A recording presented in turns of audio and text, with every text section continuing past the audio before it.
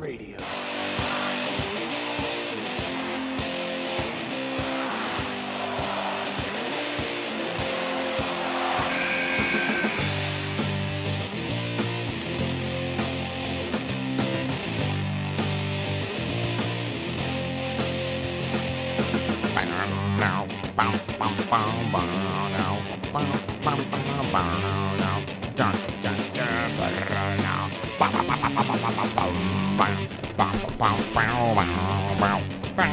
I'm gonna stop now. Yeah. Okay. Ladies and gentlemen, welcome to the Royal Ramble Radio Show. I'm your host, Brian P. Schmidt. You can follow me on Rambling Brian without the G. I'm gonna put myself over because if you're not putting yourself over, you're not doing the right thing, right? That's right. And to my left, as always, the other host of Royal Ramble Radio, the one and only Mr. Not Mike, Tristan Law. Tristan, what's going on, brother? That's right. I am Tristan Law. You are Rambling Brian without the G on Twitter because you are not a G, my friend. No, I'm not a G. But ladies and gentlemen, we are back. Ramblers, we are back. We're back, baby. Here in Studio C. SB. To bring you 2 hours of nonstop pro wrestling talk. Yeah, we are. You don't think so? I think we're here, yeah. And today we got a lot on the table. We got the AEW All Out preview. I can't wait for this. That's right. AEW is All Out is sold out, and we're going to get you guys ready for that. Sold out? We're not talking about that bad. WCW pay-per-view? Yeah. No, sold out wasn't that bad. There's some good sold outs. We'll go back to the network and look at that. Yeah, exactly. We're definitely going to go over Monday Night Raw because there was a Tag Team Turmoil match on Monday Night Raw, so we definitely need to go. We definitely need to go over that. We could talk about that. I have some choice words. Oh, do you? Yeah, I got plenty of choice words, but people gotta wait for that. Sorry. And speaking of, I definitely want to hear choice words, Brian. But speaking of all elite wrestling, since they're all out, the elite. I'm telling you, the elite. Is that how the song goes? The elite. I'm still behind in episodes. Come on, man, get to it. I really am. I'm still behind in episodes. So, although AEW is going to be in Chicago, they're going to be all out this weekend. You know, one question I want to know. What's your question there, brother? The question I want to know is CM Punk all out as well? What? Is he all out? What? And that's what we're going to get into. We're going to get into that today. But Tristan, what'd you do this weekend? Golly, what did I do this weekend? I don't know because I'm not in charge of your date books anymore. I really. Oh, what the hell? You know, I had this issue. We had this issue too, also. But go ahead. Sorry. I don't know what I did this weekend. Really? Golly, what did I do? You were showing your age if you don't remember. You know, I did. I went to the IWF show on Sunday night. Yeah. It was really cool. Yeah. My boy, because he don't like you. No, I don't understand why, but whatever. It's probably the hat. So Roman Zachary almost became the Tournament of Champions 16 winner, but that didn't happen. No, didn't happen. Karma. Oh, you ain't shit for that, Brian. What can I say? I'm sorry. No, I'm not. Karma. Anyway. But that's it. I did nothing else adventurous. Worked out, normal stuff. I had a busy, after our show Thursday night, I had a busy Friday. Oh, yeah? What'd you do? Yeah, so I was on here live on Mixler.com /Mess-Radio. I was on the show with Steve James, the voice of Capital Wrestling, on his show, Grapple Talker. We had a nice time. I know him. Good guy. Yeah, he's a really good guy. And I lost in trivia. Can you say it again? I'm sorry. I lost in trivia.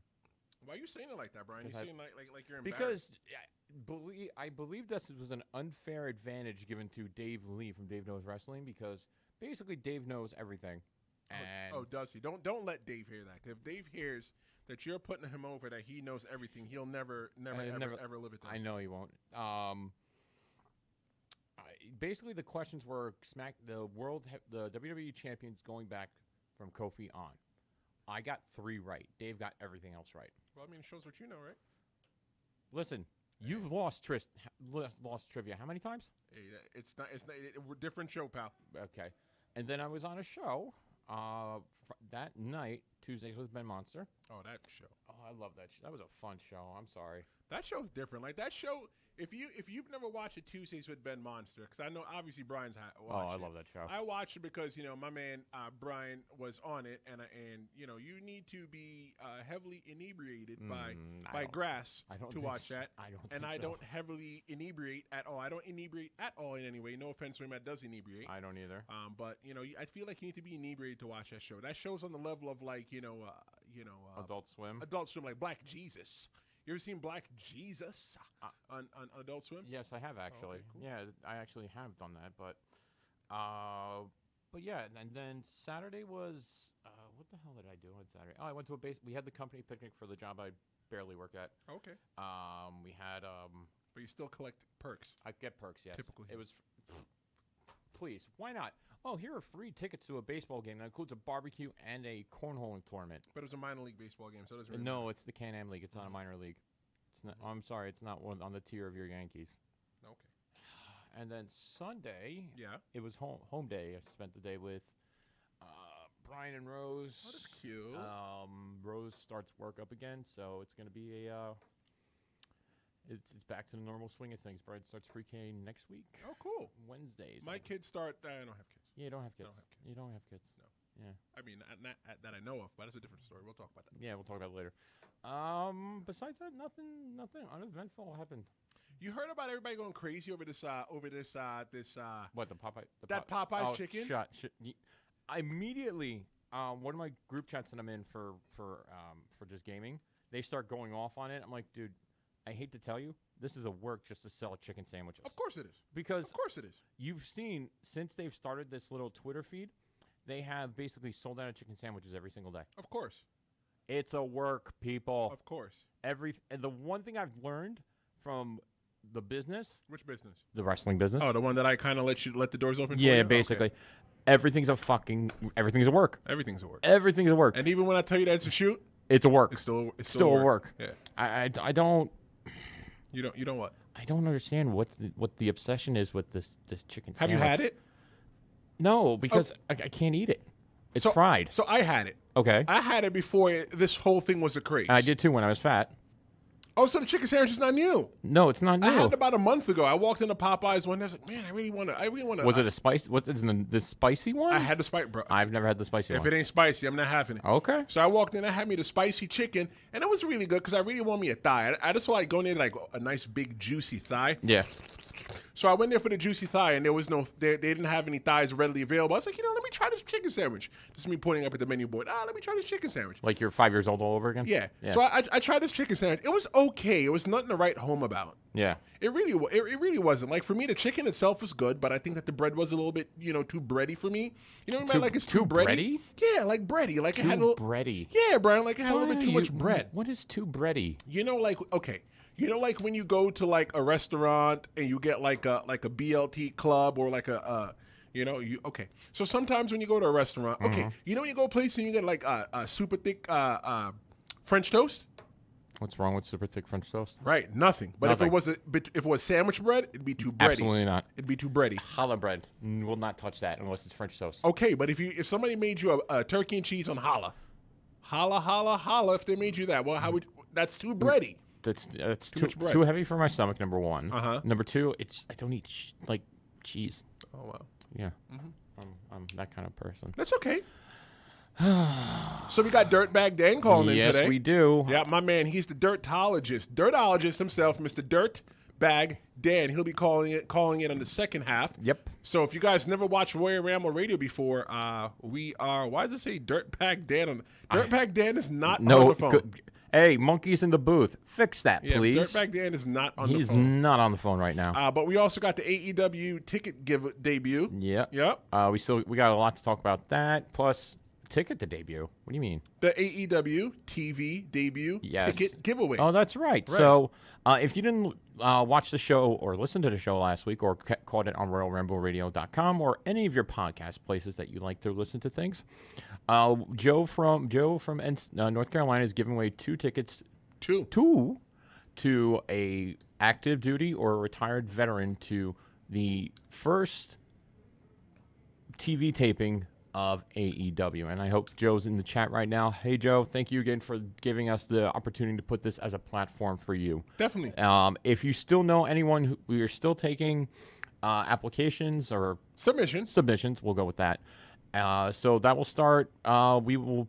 The ends around, we'll see what, the 10th? Yeah, end of the week of the 10th. End of the week of the 10th, and we'll draw the winner on. Joe actually will pick the winner on the 12th. That's correct, and he'll announce it on the show. He'll announce it on the show as well. So if you know a veteran that is a huge pro wrestling fan, or they're coming back from a tour of duty, they want to go see All Elite Wrestling in Washington, D.C. on October 2nd, get them to fill us out at RoyalRambleRadio.com, and they'll get the application into Joe. Or if you want to fill it out for your family member. You know what? Yeah, definitely. I encourage people to fill that for their family members. Yeah, if they're on active duty, fill it out for them. Send it to them. And you know what, too? I would say that it doesn't have to be somebody that's a wrestling fan. No. Maybe it's somebody that served in the military or a veteran, and maybe they're down on hard times and just looking for a way to disconnect from reality. Exactly. You know, it's a way for them to suspend disbelief for a couple hours and, go to Washington, D.C. and have a good time. And they get to meet us. That's true. Some of the things you got to think about if you want to sign up for this, that they definitely have to have their own transportation. Yeah, we ain't paying for that. Sorry. They have to have their own food. You could buy me food, but we're not going to buy you food. You can buy us food. And you have to have served in the military. Yes. United States military. U.S. military. Get your own. You have to get your own. You got to. We don't have anything to do with this. Joe basically took the money out of his pocket. That's correct. To buy the tickets. That's correct. So Royal Ramble has nothing to do with this. Nope. We're just being used as a platform to give the tickets That's out. it. So, and we appreciate Joe for that. Yes. And we appreciate all the people that have looked at the tweet. Yes. You know who looked at one of the tweets? Who? One of the Baldwin brothers. Which one? I don't know. I don't know. Aren't they all the same? Aren't they all like one entity? Well, that's why I said the Baldwin brothers. One of the Baldwin brothers. It's all like the Jacksons. Oh, hey, the Jacksons are in town. Also, by the way, it's Michael Jackson's birthday today. Happy birthday in heaven, Michael Jackson. He's dead. That's why I said in heaven. Oh, I haven't had coffee this morning yet. Sorry. You need coffee. I'm gonna take a swig of my my half and half because that's what I do during the show. Yeah, you might. I need a daddy soda though. You need a daddy soda. I may need a daddy soda. I hate to take that from Dave, but. Anyway, let's talk about the crap storm known as Raw this past week. Okay, so you think Raw was a crap storm? I think it was a crap storm. Let's start off with how it started off. Wait, hold on. Before you even go on, I want to know why you think it was a crap storm. That's only fair. Explain yourself to the Ramblers. All right, so number one, the Sasha promo at the beginning of the show was utter poop. It was disgusting. I would not want to watch that over again. There was her voice was just not, you didn't feel what she was saying. Okay. She didn't have anything. She didn't have any oomph behind her promo. And then Natty came out and just did a half-assed run-in. I'll tell you What's the point? What's the point? I'll tell you this: the Ramblers, they actually thought that Smackdown was the better show. By how much, though? 77%. I consider that a landslide. Wow, that is a landslide. Holy crap. All the Ramblers thought that Smackdown was a better show. And shout out to all the Ramblers that voted or put their opinion on there. I put mine there.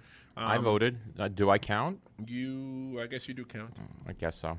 One of our friends, Steve Logsden, he checked in on that same exact poll. Yeah. And he said that Raw was like a good car wash that ended with rocks being thrown at your vehicle.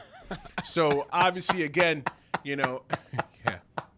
So that's great, Steve. Obviously, again, Steve, thank you very much for chiming in and being one of the loyal Ramblers of here. Anthony Perry checks in on Facebook and he said, "Are we sure that Michael Jackson's in heaven?" I don't know. Is Chris Benoit in heaven?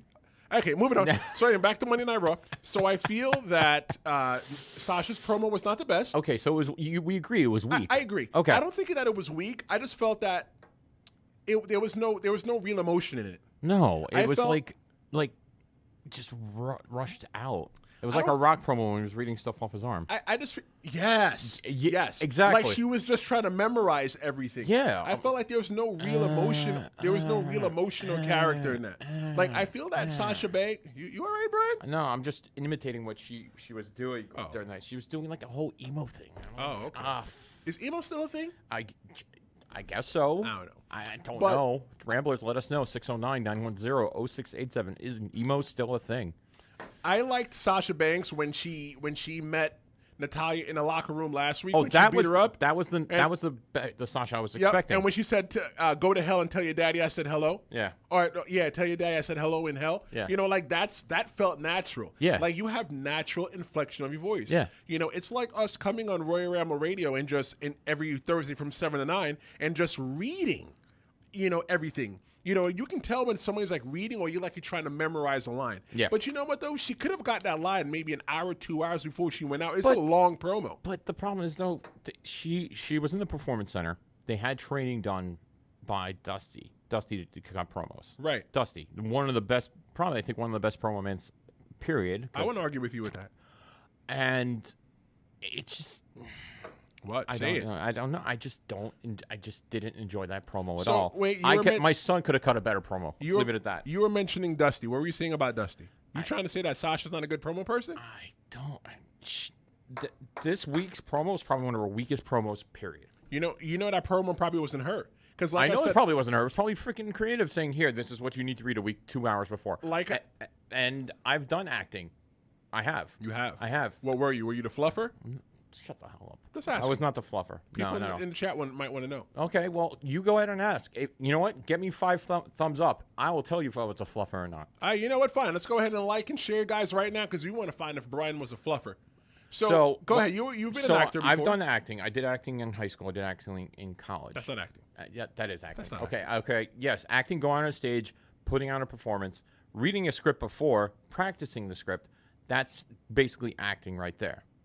It is. Okay. And there's inflection, there's emotion behind it, all that stuff. I did improv acting for freaking 4 years, and I was on Broadway. So guess what? Meh.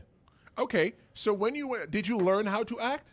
It just there was intro to acting classes, yes, that I took. You know what's funny about being a professional wrestler? What? You don't learn how to act when you do promos. Like, you don't learn how to read a script. Okay. You're just like, you know your character. You need to always trust the boys. Okay. The boys and the girls, yes. the wrestlers always know what they know their character. Yeah. If you're going to tweak or give ideas and tweak a little bit, but you can't just go ahead and just try to control the whole entire thing. No, I agree. So like in wrestling school, I was never taught to be an actor. Like, wrestling is more like improv. You got to feel it. Yes. I'm out there and I'm just feeling it. It's something I'm doing on the moment, on the fly. Yeah. That's what I'm doing. So I don't think that Sasha Banks, any wrestling school could have properly prepared you to read a script, to read somebody else's promo. But you just gotta what you told me when I did my promo, my first in-ring thing. Yes. You told me, well, bullet points. That's it. Write the story. Because remember, for Brian did a show with me back in January. Yep. Where I wrestled Jake the Snake's brother. Great match. And Brian wanted to go out and do a promo. What did you have in mind at first? I literally was going to do a Paul Heyman. I literally had the whole Paul Heyman aspect in my head. I'm going to do this. I'm going to make you feel but you also had it. I literally wrote down. I'll show you, because these are my notes, because I did notes. I wrote down paragraphs and paragraphs and paragraphs of what I was going to say, almost like a speech. I want to tear it up and throw it away. I know. So I show it to him in the locker room, and I was like, what are you laughing about? I'm laughing at you. Okay. I said, so this is what I'm thinking about saying. And he looked at me, and he's like, what the fuck are you doing? What are you doing? Bullet points. That's all you need to do. Hit those bullet points, that's it. And I got out there. I got amazing freaking heat, I was told, unless that was a work from the guys in the locker room, that I got heat more so for your match than anyone else. The crowd got a lot hotter. Yes, when you went out there and you were a natural, yeah. You got me. They hated me before they even seen me. And when I came out there, I was the icing on the cake. Yeah. Now imagine if you went out there and you tried to do a whole entire rehearsed promo. Yeah. And you stumbled over all the words. Yeah. How would you have... most people don't know how to recover because they go, they're doing something and they stumbled. Like, it's 1, 2, 3. Oh, no, I made a mistake. And they're going to start back at 2 and then go to 3. Yeah. When you're doing something off the fly, there's no order that's just going to happen. It just comes naturally. It literally felt natural, the bullet points, had in my head, this is what I got hit, go for that. And then after that, I took criticism from everyone in the back, especially Mr. Lynch. Brian Lynch, right? Yeah, Brian Lynch. Brian Lynch. He was in the chat last week. Yeah, he was in the chat last week. We appreciate you for watching, Brian. And I got some criticism from him, and I got some criticism from you about what I should do next time whenever that happens. When that happens. Okay, I mean, whenever that happens. Soon, don't worry. So back to what we're talking about on that little tangent. Sasha, the whole promo, and then Natty coming out half-assing and running. Right.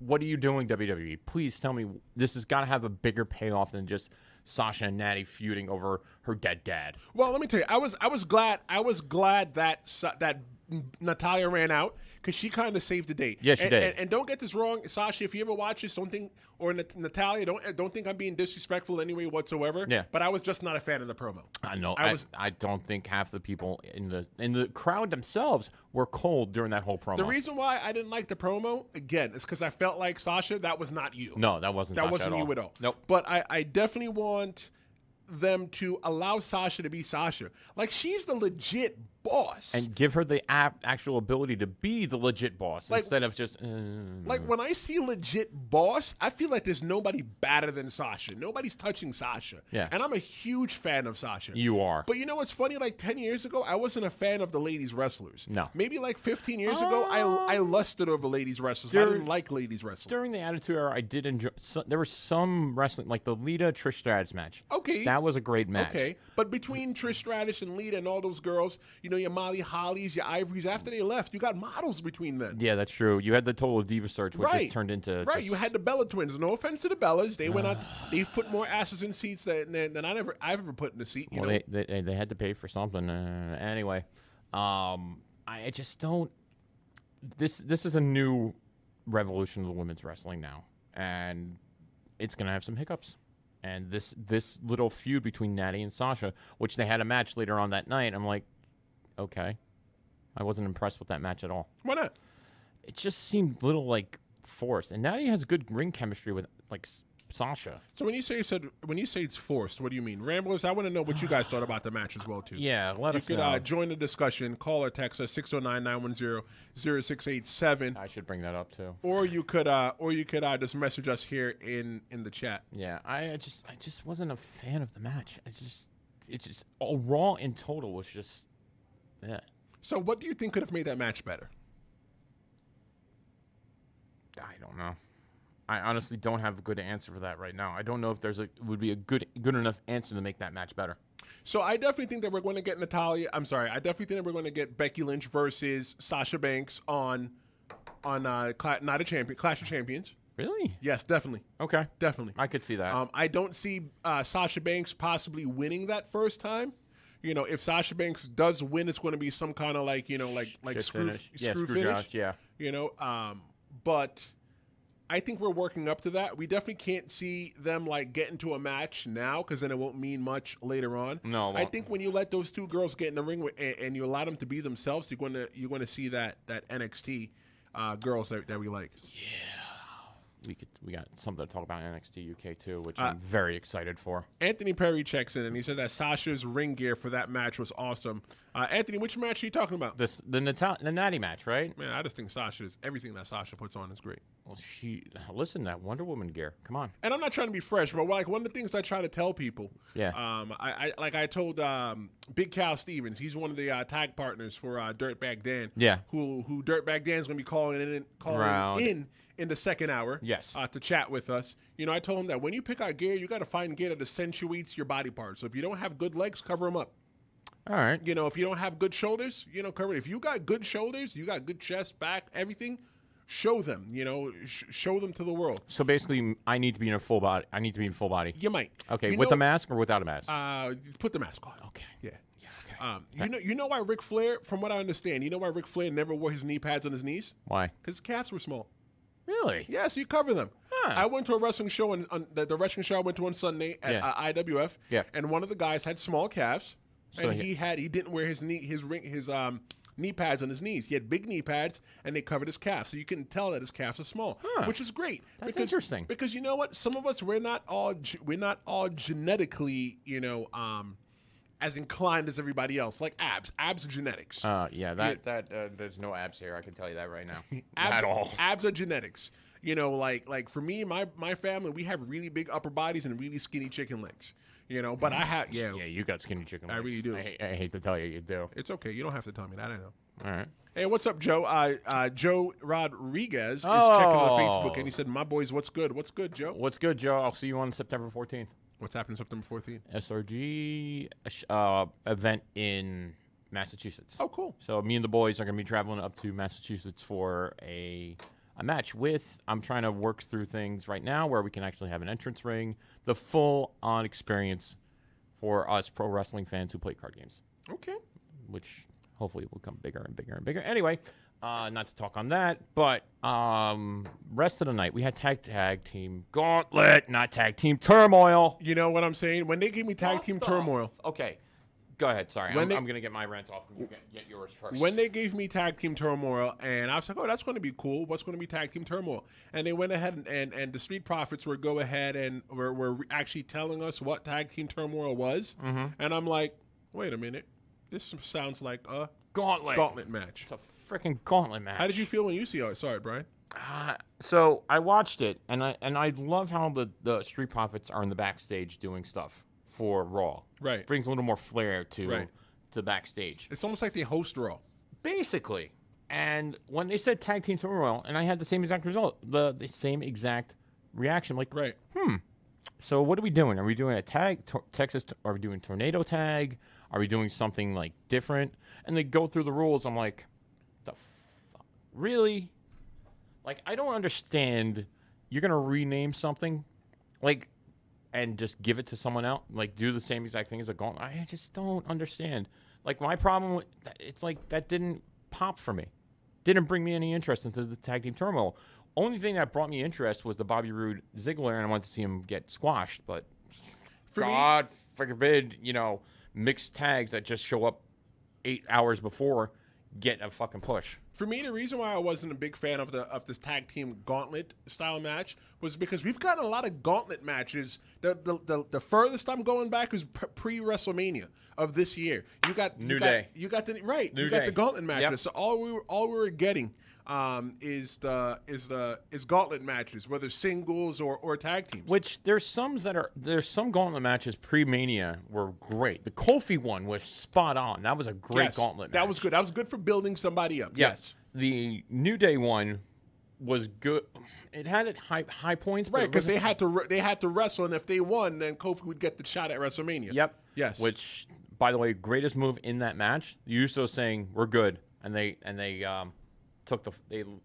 jumped out, which was nice. Anthony Perry checks in on Facebook. He said the Streets Profits were hyping it up, talking about the Tag Team Turmoil. Yeah. And they weren't in it. Let me ask you, Ramblers, a question, and I want to ask you, Brian, a question. Okay. Why do you think they weren't in it, Brian, first, and Ramblers, as you have it, throw it in the chat, and I'll read on the air if I like it. At that time, technically, they were still the NXT Tag Champs. Uh-huh. So they weren't in it. By what, they're a tag team? I don't know why they weren't in it. Do you know what they did not have? Tag titles? They didn't have tag titles around their waist. No, they didn't. Uh-huh. They dropped them. And they did not have the tag team titles on Monday. No, they didn't. And on Wednesday last night, they dropped them. They didn't have the tag team titles there. They lost it. Taped show. Yeah, it's a tape show. I know. But you still have to keep the continuity. I know you do, but guess what? They dropped the ball. Okay.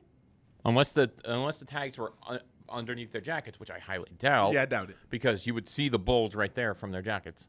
But I just don't. So let me give you the Tag Team Turmoil rundown. So the Tag Team Turmoil was for the #1 contenders for the Raw Tag Team titles. Which I'll have my opinion in a second about why. Yeah, go. Run it through. Okay. So you had Viking Raiders they defeated the B team. Easy. Go ahead. Okay. And then you had the Viking Raiders and the OC, a double DQ finish. Yeah, shit finish. Go ahead. Describe why it's a shit finish. The OC should have not been double DQ. Should have not happened for that. So how would you have ended that part? I would ended it basically Magic Killer and the OC running through everyone else. Okay. Basically, the OC taking what they should have done, which they should do, push an actual developed tag team through the gauntlet match and getting that #1 contendership. Okay, but we didn't get that. Yeah, we didn't. Okay.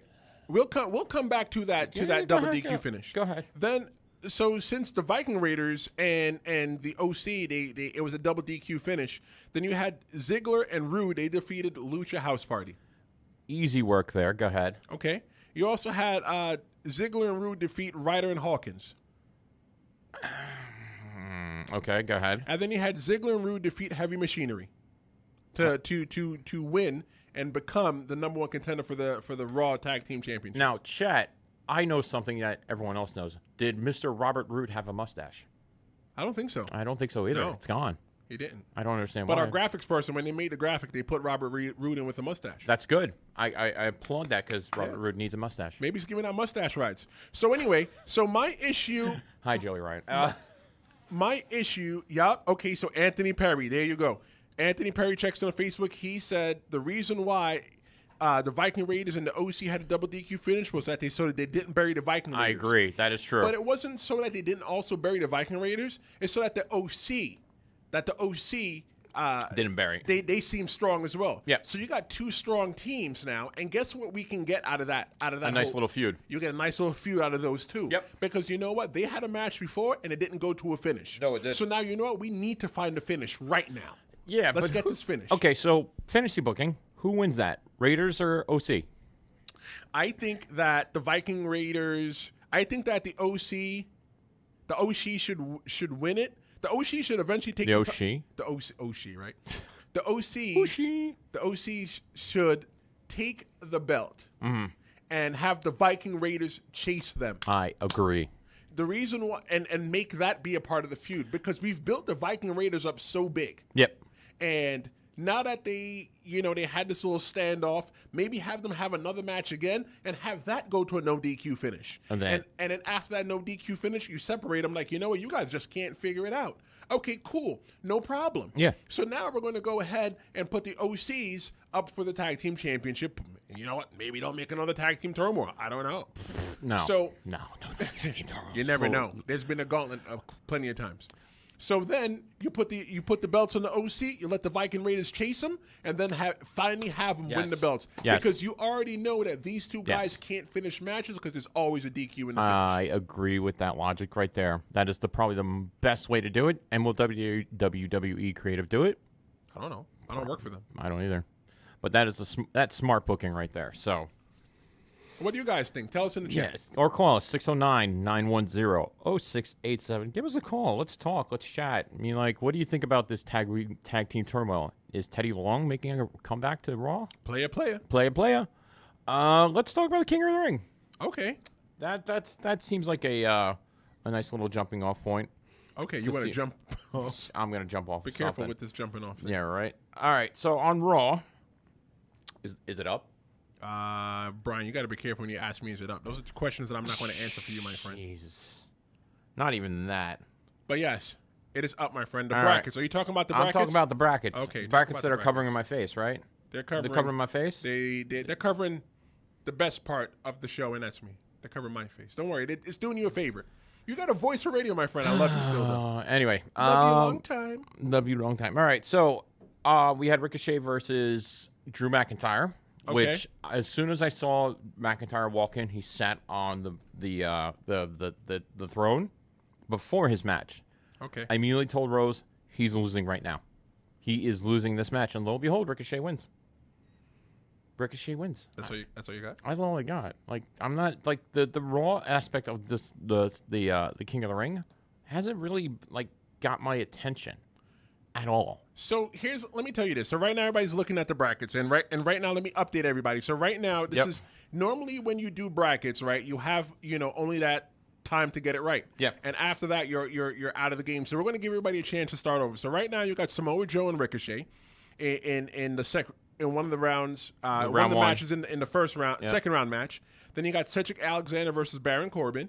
You have Elias and Ali. And then you have Chad Gable and Andrade. Who is going to be King of the Ring and why? Yeah, so if you want to give us a call and let us know what your reasoning is, or want to argue with us why you think Ricochet is going to be King Ricochet, or the King of the Ring has become King Baron, which I don't think it probably will happen now since Drew is out of it. 609-910-0687. Come say hello. We do want to talk to you guys. You guys are the Ramblers. The Rambler Nation, as I like to call you guys. So Joe said that Joe Rodriguez checks in on Facebook, and he said that he was happy about Ricochet winning. So Ricochet beat Drew McIntyre, and Ricochet beat Samoa Joe. So my question is, let's talk about this for a little bit, Brian. Okay. Do you think that Ricochet is going to beat Samoa Joe? Yes, no, and why? He's wrestling. He's Samoa Joe. Now he has Samoa Joe. That's tough. They've never wrestled in NXT. I know that for a fact. That's correct. They were in NXT at different times. Yes, they were in NXT at different times. You have Joe basically being the power, and Ricochet being a flyer.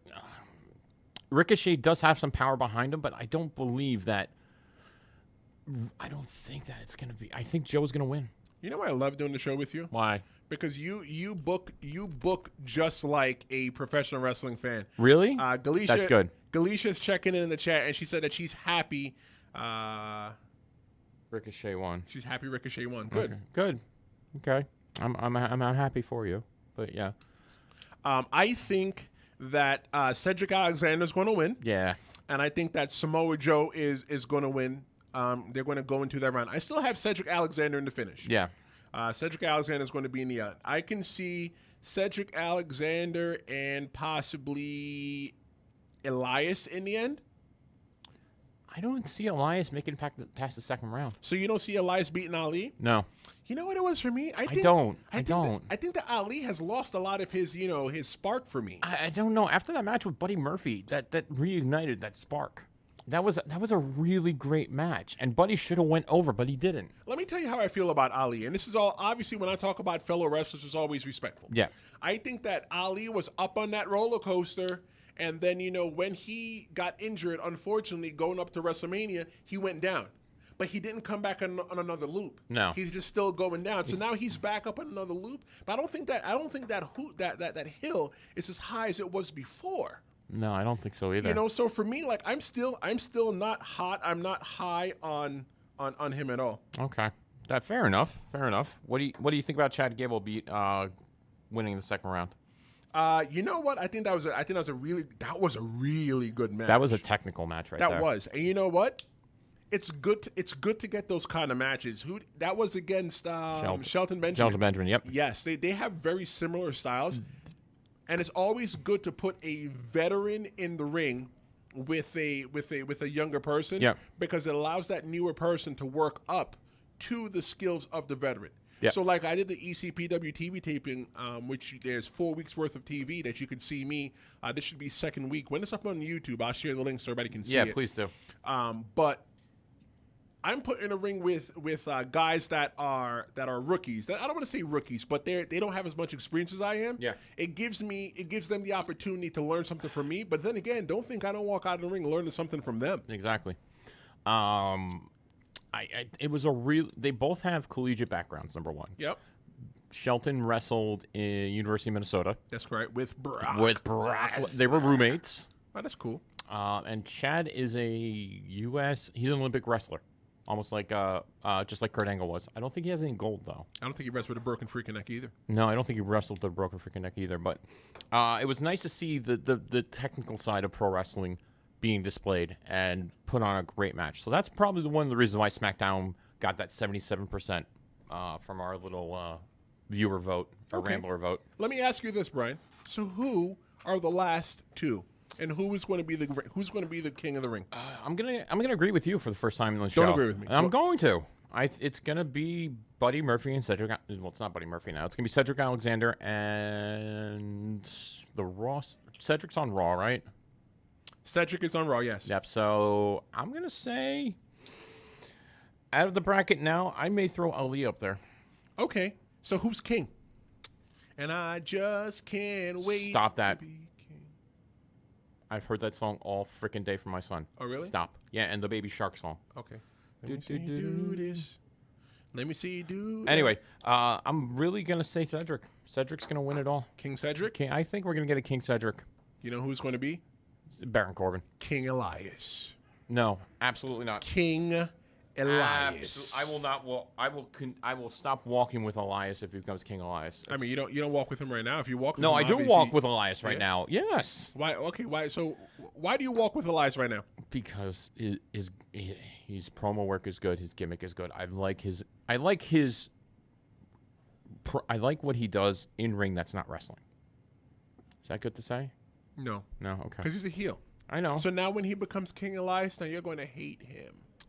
You're going to despise But you know what the funny? him. You know what the funny thing is? I'll despise Baron Corbin more if he wins King of the Ring. You know what? If those two guys, if Baron Corbin wins, there's a riot. Oh no, I know it's a riot. If you put Baron Corbin as King of the Ring, right? Yeah. They put him on Monday Night Raw. Stone Cold Steve Austin's going to stun the dog crap out of him. Good. That'd be a good way to sell tickets from Madison Square Garden. That's true. There you go. Listen, WWE, come on. Anthony Perry saying that nobody should sit on the throne. It's sacred. It's a matter of respect, like wiping your shoes on the edge of the ring. 100% agree, Anthony. I agree, too. One of the things that we do in the locker room, or that I do in the locker room, is that, if I'm wrestling, if I'm working a guy and I'm going to go ahead and win the belt, or, I don't touch the belt.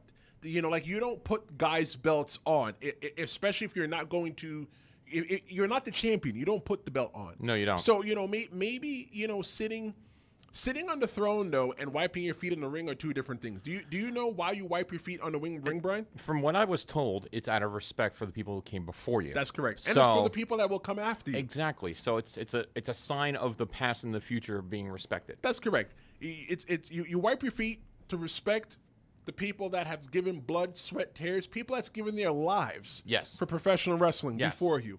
And for the people that come after you, meaning the people that are, coming in a match after you. Yes. They don't want to walk in your dirty, tracks that you put in the wrestling ring. So, that's something cool that, when I'm at the wrestling school, when guys don't get, guys are not wiping their feet, I'm like, could you wipe your feet, please? Actually, that's one of my niche things when I see wrestlers come in on the show. If they don't wipe their feet, I'm like, okay. Now, everyone wipes their feet, whether they be heel or face. So that's just... It just bugs the crap out of me when people don't wipe their feet in the ring. Okay. At all. But that's me. Joe sees he sees Andrade in the final. If they were gonna do that, they would have pulled the trigger and gave him a title already. So you think Andrade's going to beat Dan Gable? Chad get Dan Gable. Chad Gable. Gable's gonna win. Gable's gonna beat Andrade. Call it. Book it. Guarantee Gable wins. Okay. I'm putting a guarantee on that. So you're putting money right now on Gable? I'll put money on Gable. Okay. Yeah, I'll put money on Chad Gable. I'm putting money on Elias.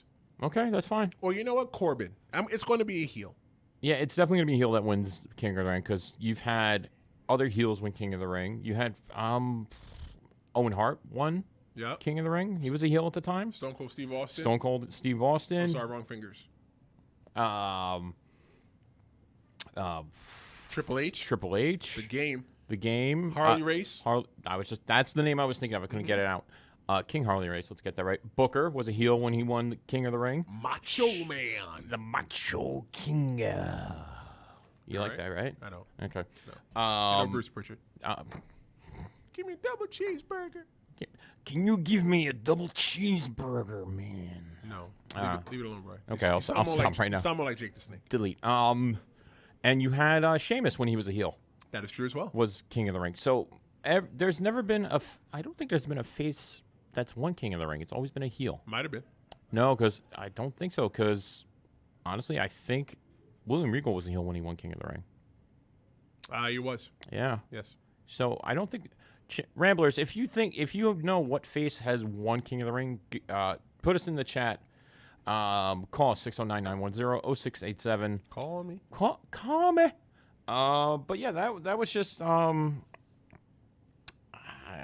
just I'm getting more and more knowing who's gonna win King of the Ring. It's just become, you can see it written right there, and it's gonna be one of the heels that are left. I don't think it's gonna be Elias. Do you think King of the Ring is exciting the way that they're doing it this year? Why or why not? Honestly, I don't think it's exciting at all. I would prefer it be a pay-per-view, straight up be the tournament. Everyone does double duty. So you do the qualifying matches on Raw and SmackDown.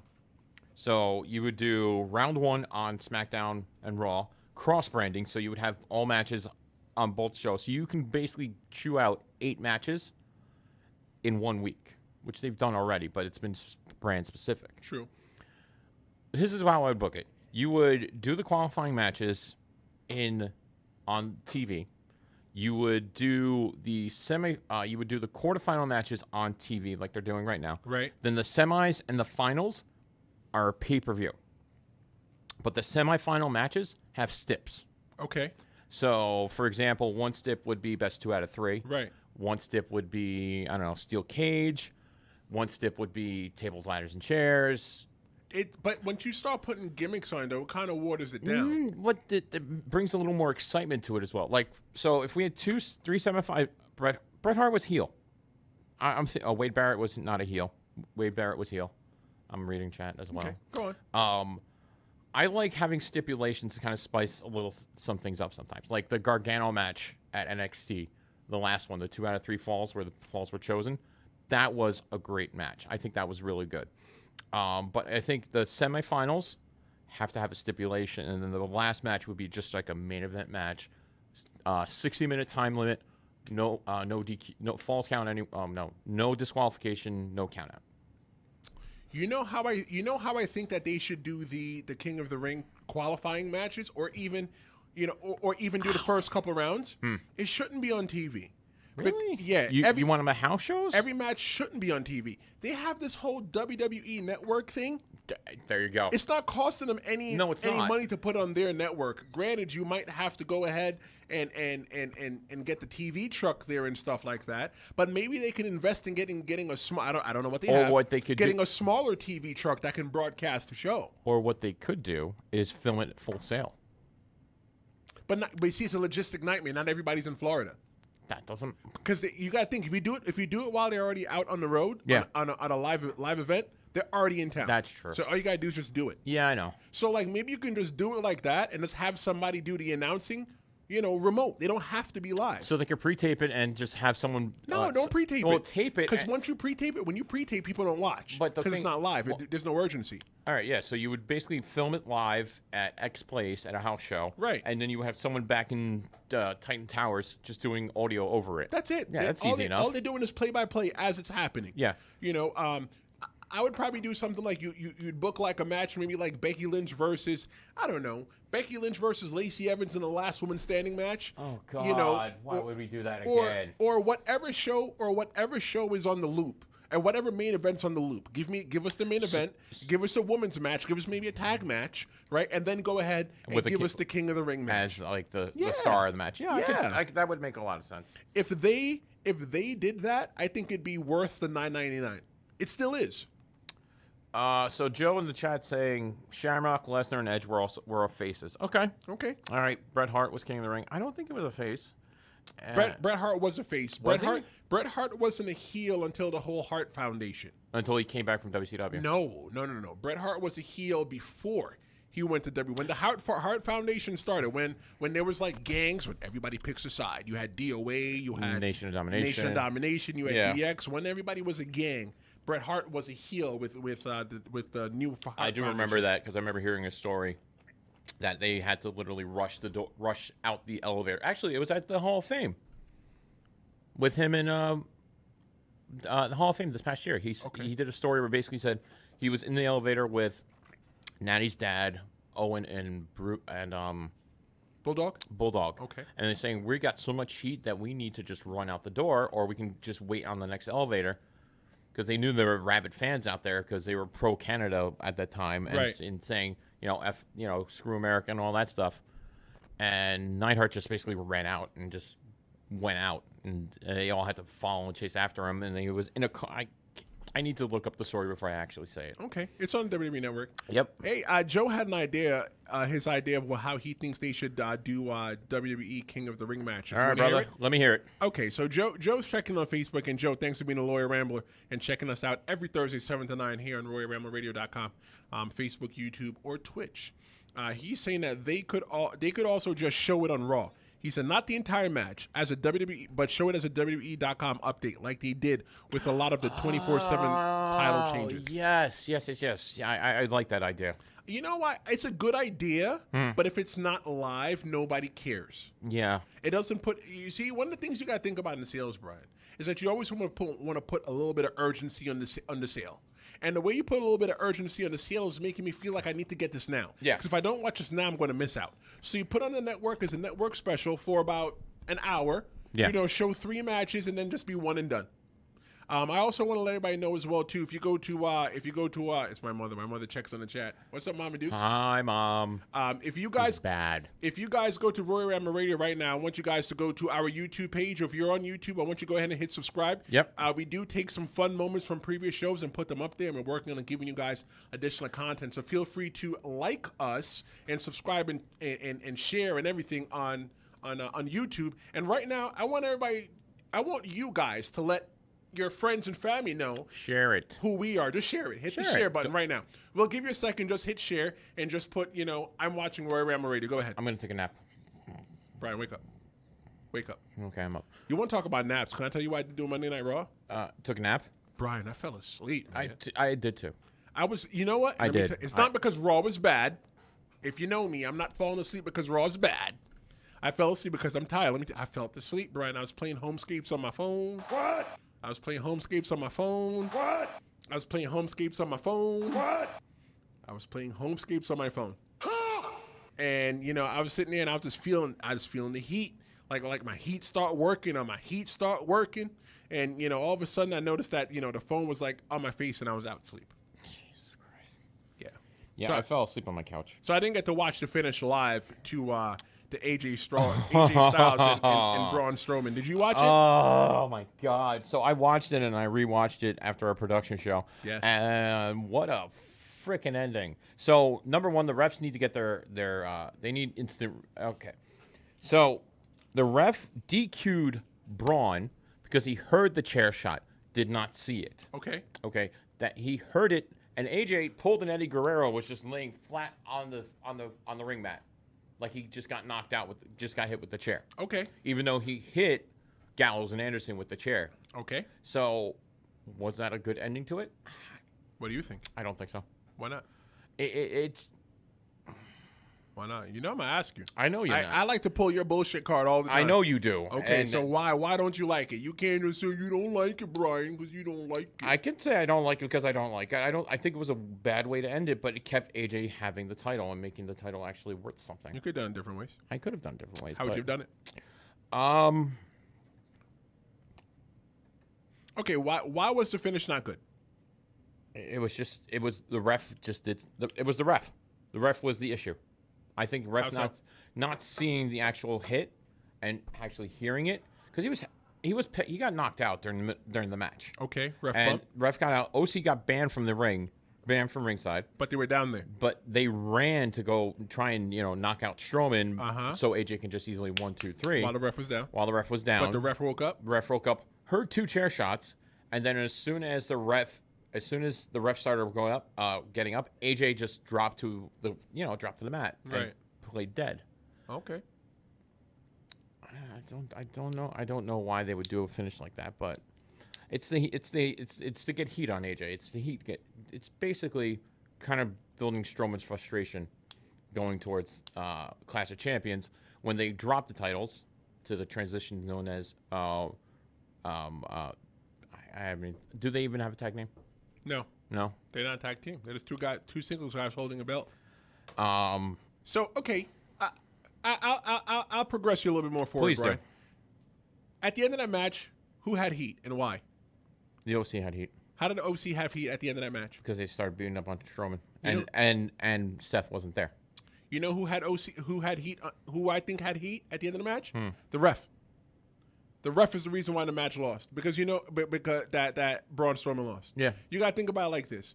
Imagine the cops pull you over because he heard that you were speeding, and he gave you a ticket because he heard that you were speeding. It's like the refs in the NFL. You need to see me actually speed. Yeah. If you go to any courtroom and you say, I heard that he robbed the bank. Hey, Brian, thanks for checking in.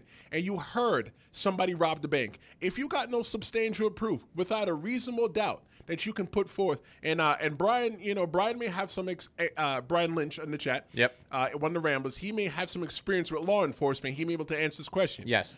So if you're pulling somebody over, Brian, and you heard that they were speeding, can you give them a ticket?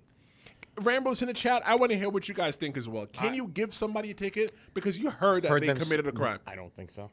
You don't have any proof. There's no reasonable cause. There's no evidence Period. Well, there's evidence that you heard it. You heard it. But you could have heard anything. Well, somebody better call my mama and tell me that they heard something.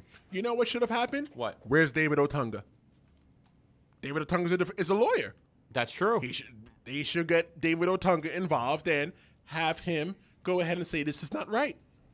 But they don't do that anymore. It's not right. It's not right. The heat's on the ref. Yep. The reason why the heat's on the ref is because Braun Strowman would have won if the ref didn't make such a bad call. Yep.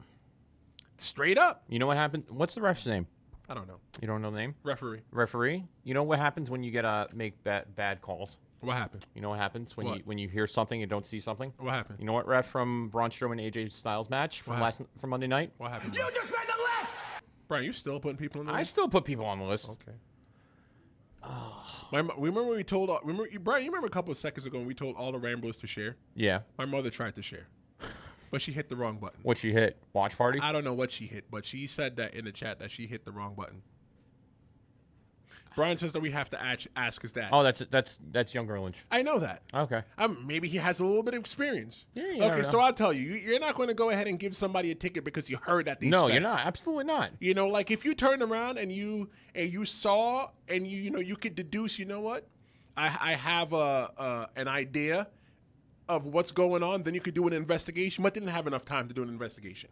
They had 30 seconds. They could have replayed it. They took a minute out of their time. That ended around 11:56. You could have taken the minute to review the footage and then have some other ref come out and say, restart the match. Braun Strowman just basically destroys AJ. 1, 2, 3. We got a little bit of support in the chat as well too, and this is Joe Lobin, our good friend from North Carolina. Ah, Joe. Yes, Joe. Yep, and he is one of the guy. Well, he is the guy. He is the guy that is doing the tickets for the veterans. So if you're a veteran, he is doing a ticket giveaway for AEW in Washington, D.C. for their inaugural. You know what? It should be the inaugural show because where does the inauguration take place? Washington, D.C. Exactly. Washington, D.C. So, go to RoyalRambleRadio.com right now for more info. Send it to a veteran, anybody that is a wrestling fan. I know of 3 veterans that have signed up. But Joe said they need proof. Yes. They meaning, the person that's accusing you of the crime, the police. Yes. They can say that they heard it if it was sent over the radio that the car was speeding. But unless there's an actual proof from a gun, meaning a radar gun, yes, there's no way in hell that it holds up. No, sometimes as well too, they may pace you, yeah, and say okay that you're going fast, but yeah, I agree. No, that's smart. Brian is saying that he would never want to see Braun beat AJ. No, okay. No one would want to see that. Why not? No. Why not? AJ is more of a. Oh, I'm loving this. I'm pulling your bullshit card today. Yeah, you're pulling my bullshit card. Left and right. I've had a long week, people. Brian, can I be honest with you? Yo. You don't have to agree with everything that the Ramblers say. Why not? You don't have to. You're the heel, I'm the face. Right, but we're not playing heel and face. We are discussing and dissecting the world of professional wrestling within 2 hours. Oh, well, that's very true. But yeah, AJ Braun should have beat him. Just look at the pure size. That's just right there. Good enough reason for Braun to win. But you know what? If he won, though, then what's the story? Where do we go from there? Double champs on that, and then you do champion versus champion at Clash of Champions, where Seth becomes another dual champion with the United States title and the WWE title. Okay.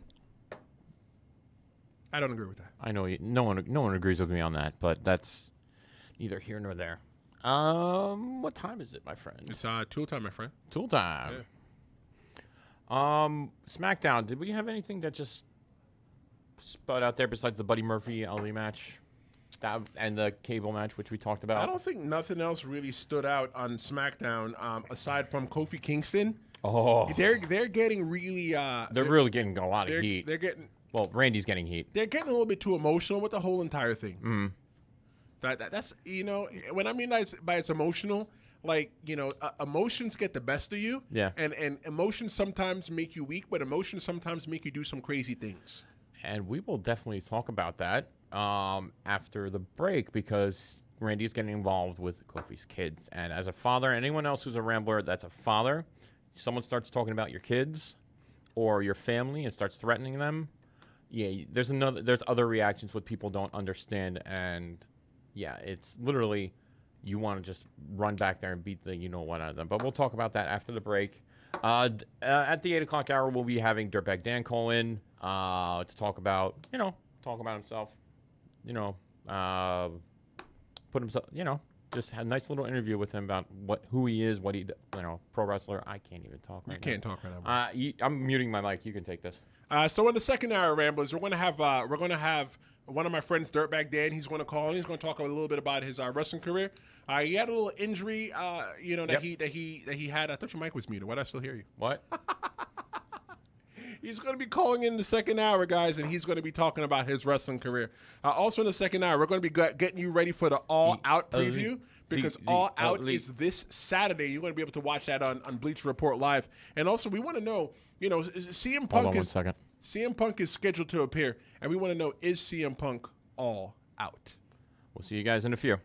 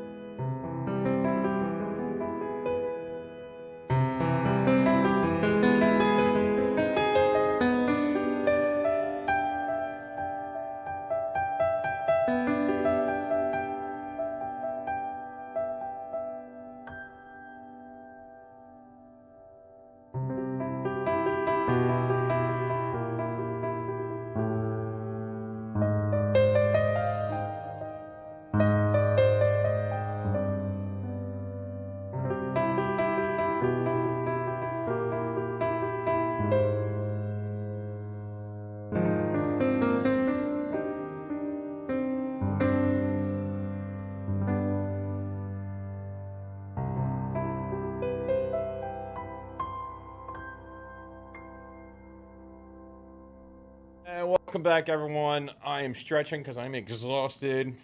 So much stuff. I did go past a stone, though. Oh, did you? Yeah, I did. Ladies and gentlemen, Ramblers, if you're just checking in with us, this is Royal Ramble Radio. You can catch us live every Thursday night from 7 to 9. In the last hour, we did a lot of talk about Monday Night Raw. We did a little bit of talk about Smackdown. Still to come in the show is the All Out preview. He's singing again. And we want to know, CM Punk is going to appear, and we want to know, is he all out? But also, right now on the phone, we have one of my good friends, Dirtbag Dan, professional wrestling extraordinaire. He is on the phone, and I want to introduce you guys all to Dirtbag Dan. Dan, what's going on, man? Extraordinaire. I Yes. like that. Well, I'm the Godfather of Filth, the Sultan of Slime, the Guru of Grime, the Duke of Dust, the Prince of Puke, the Master of Mud, the Deacon of Dirt, the Dirtologist himself, Dirtbag Dan. That's a mouthful. That is a mouthful. Thank you for coming on, sir. I appreciate it. Thank you guys for having me.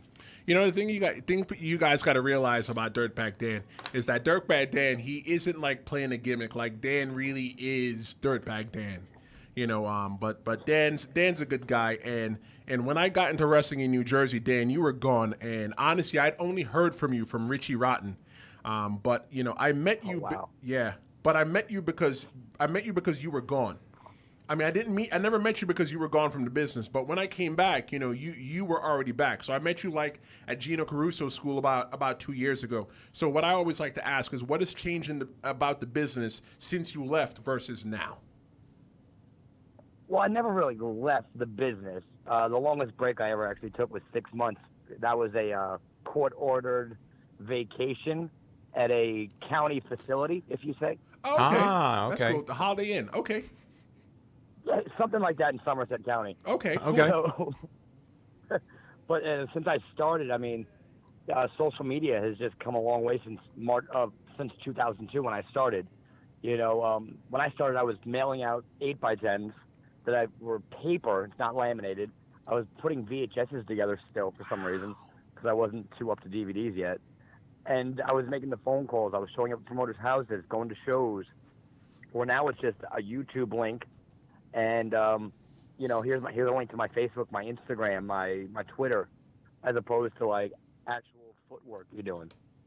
That's the major change in my view, and I think in a lot of people's views.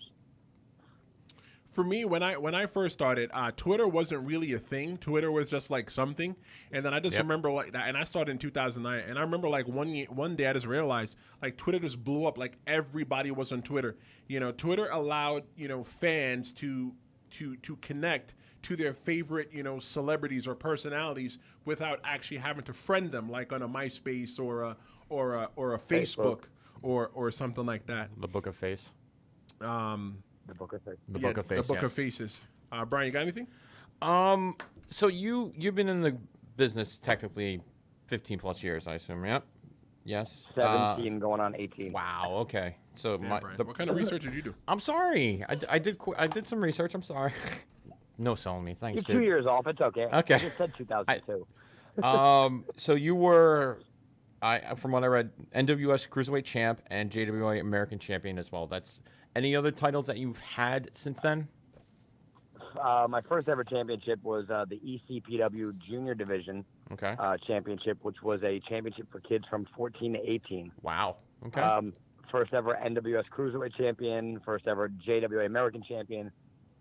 Awesome Wrestling, which was America's Wrestling's Elite Superstars of Mat Entertainment, Jersey Shore Champion. Okay. Garden State Pro Wrestling Cruiser Core Champion, Warriors Wrestling Tag Champ. Garden State Total Wrestling. Mayhem Pro Wrestling Hardcore. What else? I don't know if I can curse. My bad. It's all right. We're on the internet. You're good. Yeah, you're good. Yeah. Recently, I was the Battlefront Pro Wrestling Hardcore and Tag Team Champion in Massachusetts. Nice. And I am currently, as of last week, the Asylum Pro Wrestling Chaotic Champion. Okay. Which is basically hardcore. Which I love hardcore wrestling. The deathmatch thing is not really my thing, but hardcore matches are probably one of my favorite things. Coming from like the Attitude Era, watching wrestling. I like the hardcore. I like what is it called? Controlled chaos. Yeah. Right. Not too quite deathmatch, but borderline. Yeah. You know, I'm not down for almost dying. Yeah. So Dan, not paying the bills. So Dan, as pro wrestlers, we carry our own insurance, in case we get hurt, while wrestling or not wrestling. We work our shoot jobs, if we're on the indies. And if we get hurt, it's usually a setback, personally and, in our personal life and professionally in our professional wrestling life and our real work life. You broke your hand a couple months ago at the ECPW TV taping. I think that was 2 months ago? Would you mind telling everybody how that happened? Well, if you need a good laugh, so I had a match first weekend of June for ECPW, their television tapings. I actually broke my hand in my entrance. How did you Did you break your hand in your entrance? Yeah, I'm curious. I slipped on the rope. I went to get on the second rope to do like a pose. Yeah. And when I got up there, I put my hand on the top. I slipped, and my hands kind of hit like the top rope and turnbuckle. Like all my weight came crashing. Like my foot slipped on the second, so my body started going forward, and I couldn't grasp the top rope, and I slipped, and my fingers split in between everything. Ooh. And it broke my hand in two places, almost three, where I had to get surgery. I've got 2 rods implanted in my hand. I was out of work for a little while, and shoot job wise, Tristan, we have to deal with this company called a third party company. I don't want to mention their name. Yeah. I'm aware of the third party company. They actually didn't approve my leave when I was out. Oh. I know exactly what he's talking about because we work for the same shoot company.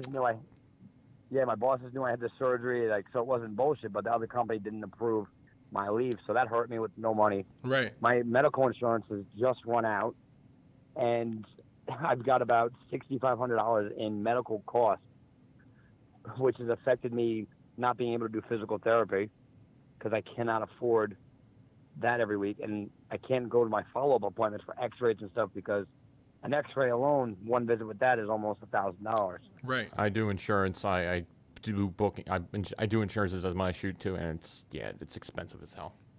So it's a little pricey. Yeah, very pricey. So right now, Dan, you got a GoFundMe, and it's running on your personal page. We actually want to share it on our Royal Ramble radio page. I'm gonna have the social media person share it for you. But right now you're no problem, brother. Yeah. So right now you have $150 raised. But what's your ultimate goal? I had originally put like almost $6,000 out there just to try to like cover the cost, but I dropped it because some people think it's a sham. Some people think it's it's bullshit. But it's legit. It's like a real thing. It's I'm not trying to get hundreds of dollars from people. I just like to help some kind of help where I'm not on a burden, because between regular life and jobs and being on the road every weekend, it hurts. Right. And a little bit goes a long way. And I just want to say this though, if I felt that it was BS and it wasn't a real deal, I definitely wouldn't have you on the show. And I wouldn't have shared it to my personal page itself. Definitely. So I tell everybody, just go ahead and donate. Even $1 helps. I want you to visit our Facebook page after the show, and even if you could lend $1 to go ahead and help a entertainer out. He'll definitely give you like a smelly shirt or something like that that he's worn to the ring, or maybe like his jock strap, because he wouldn't be Dirtbag Dan, the dirtologist, if he didn't do anything like that. But I'm definitely going to have him put that up there. Yes, definitely. Definitely the monkey in the computer room is going to do that. I'm big on giving back, and it's like Tristan just said, and these guys, it's like $1 helps. Yeah. It does go a long way. And I'll do anything. I will share your stuff. I will like your stuff. I will follow you. I will give you shout-outs every chance I can. I have anywhere and any time. It's just like I said, there's a couple people now that donated a few bucks here and there. A couple people have messaged me just saying they're waiting until they get paid. Right. Yeah. It's just I've had like 30 shares already, and I love the shares. I appreciate the shares. I'm not begging for money. I'm just asking for help, and I hate asking for help. Right. It hurts to ask for it. And Ramblers, you guys have to understand, and I'm sure you guys understand, it's the hardest thing for a man to do is to ask another man for help. Exactly. There was a time that I need to ask people for help, and I didn't ask people for help. Yeah. When I suffered until I finally said, hey, I need help, financially, and I'm doing, pretty okay now. I'm doing good. Royal Ramble Radio's not making me a millionaire, but I'll be a millionaire someday soon, my friends. We'll be a millionaire soon. And I hope so, guys. I'll give you I'll give you $6,500 if we hit the million. But Ramblers, go that link. The social media person actually just sent me a message. It's actually up right now. Nice. If you guys want to go ahead and just donate, he's quick. Yeah, he's quick. I just donate just $1 to one of my guys, Dirtbag Dan. And support your independent wrestler. I do apologize for the description. I've never done the GoFundMe before, so I had no idea how to set it up, and I was like mind fucked what to write. I didn't know how to word things because it's like I said, it's hard to ask for help. Yeah. And like the 2 months I was down and out, it was like, I don't want to say depression, but it's a depressing time. I was down in the dumps. I was miserable, and I had no idea what to do. Yeah. Except there was bill come in, and it's like my credit card's nearly maxed out. Right. Yeah. And once that's done, it's like, here's another bill. They're not even like $200 bills. It's like, here's an $800 bill. Here's a $2,000 bill. Right. There's a $1,900. Like, dude, it's just not even. It's not even spread out enough where I can like, cool, I can do this in the 2 paychecks. Right. Yeah. No. And it's not even like you're a slob just sitting at home just not like doing nothing. Like you work a shoot job. Yeah. You work for your shoot. I'm not going to tell you what your shoot job is because it's going to blow your gimmick. But you work for a job's a job. Yeah. Right. Yeah. You work for the same Fortune 500 company that I work for. And on the weekends you chase your dream, and we're not millionaires because people ask me, does wrestling pay you? Obviously it does, but it's not enough for me to quit the shoot job. Yep. You know what I mean? So it's not a guy out here just that's schlepping around asking for money. Dan, when you broke your hand, I was at that show. And for those of you guys that don't know me behind the scenes, I watch almost every match because I'm still a professional wrestling fan. He watches everything. And I can confirm that. And I remember Dan coming back after this match and saying, "Dude, I broke my hand." Dan still wrestled the match. Yeah. And then Dan. I wrestled another match as well. Then later that night, he had to record another. He had to record another match for TV, and Dan still wrestled that match. So like that. That just shows that. The mentality that some of us wrestlers had. Like, I've told stories before. I don't think I ever told you this story, Brian. No, you haven't. One time in Brooklyn, I sprained my ankle.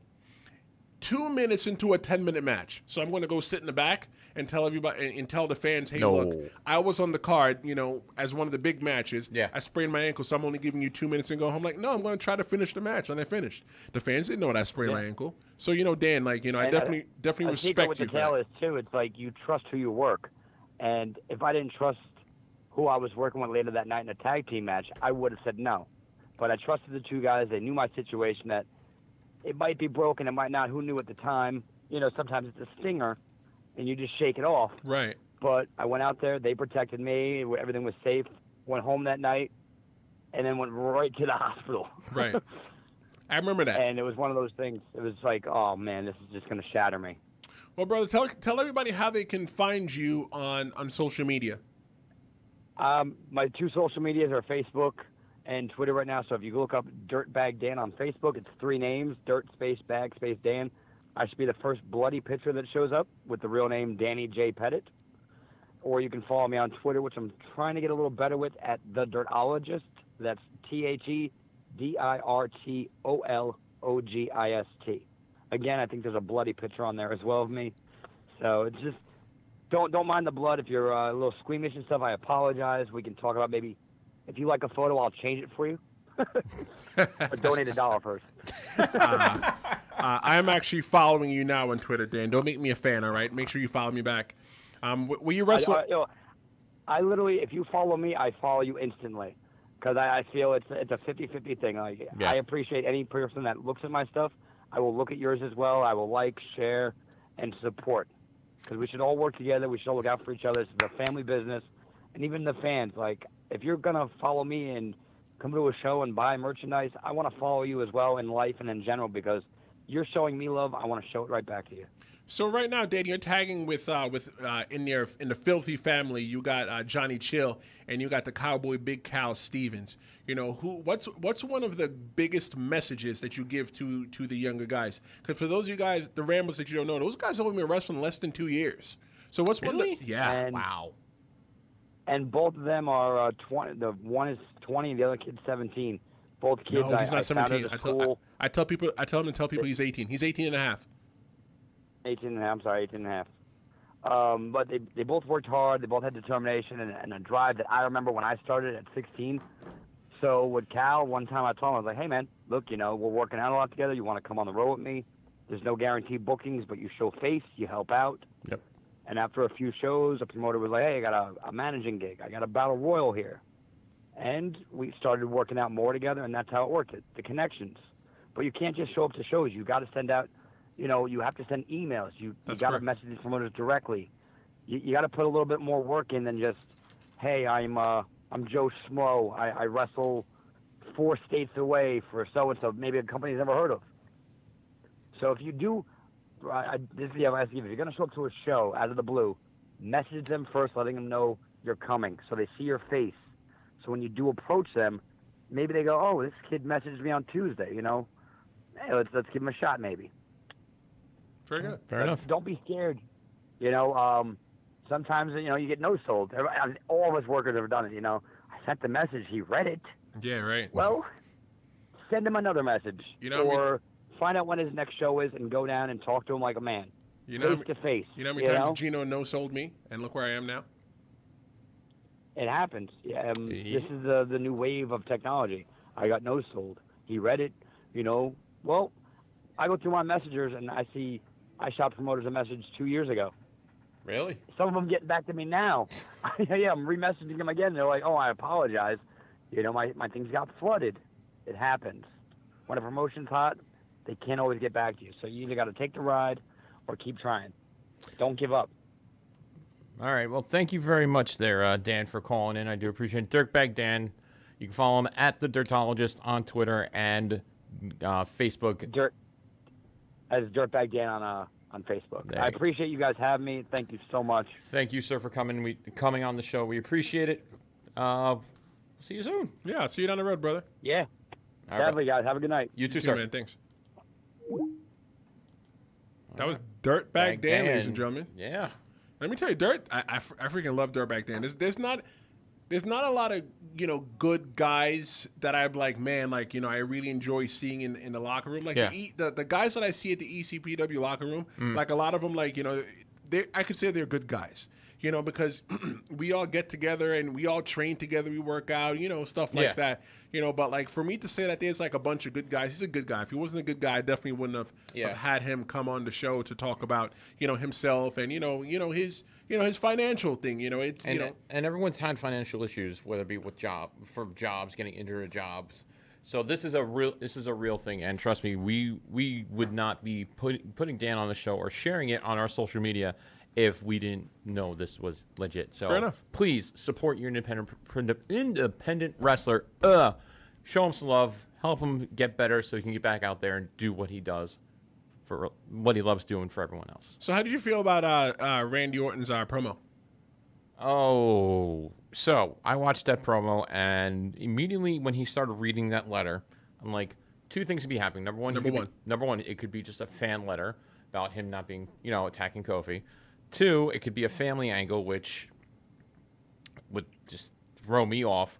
Or three, it's just, just a random letter, not a letter. But when they read it was Kofi's son, it just triggered in my head. And Ramblers in the chat, if someone starts threatening your family about go visiting them at a hotel, what is your first reaction? My first reaction is run down there, beat the shit out of him, and make sure he can't walk, which Kofi did.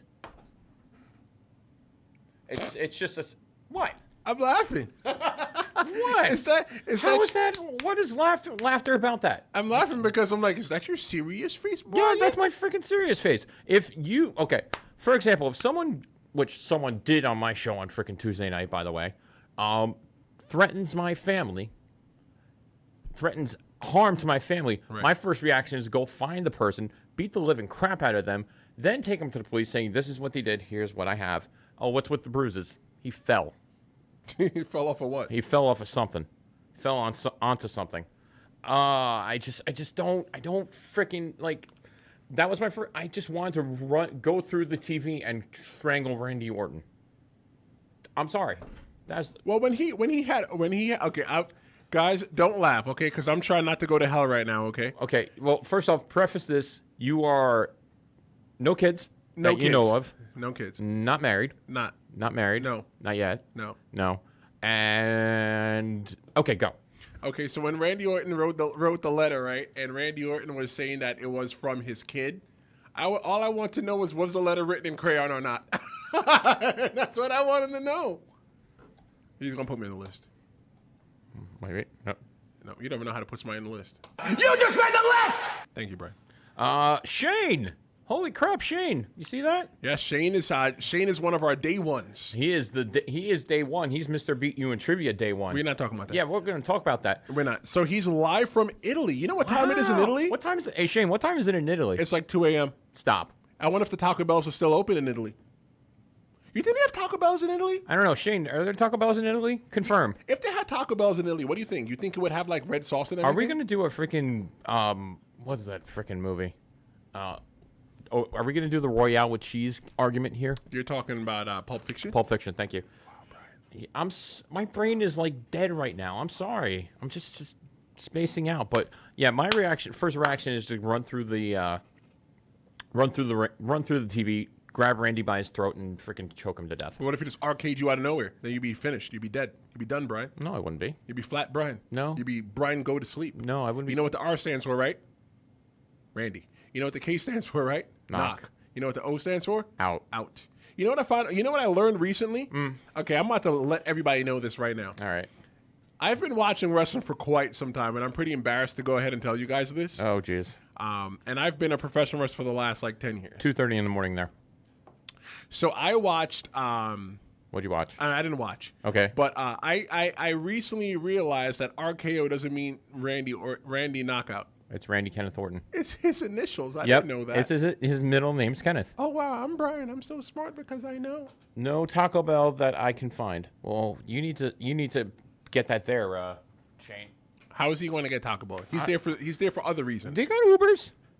So where are they going to Uber a Taco Bell from, Brian? You think Uber's cheap? No. Uber charges you like an extra like $8 for you to sit at home on your couch and order McDonald's. What's wrong with that? You ever seen Wally? Yeah. We're going to turn into Wally. Wally. You know I don't use drive-thru? Why? Because I don't want to turn into Wally. You want to walk? Of course. Yeah. Burn those calories before you can even actually eat the food. You see, because when I eat my food, which I might go to 7-Eleven. Oh, the 11 of 7? Yes, that is a tradition. I like to go all out.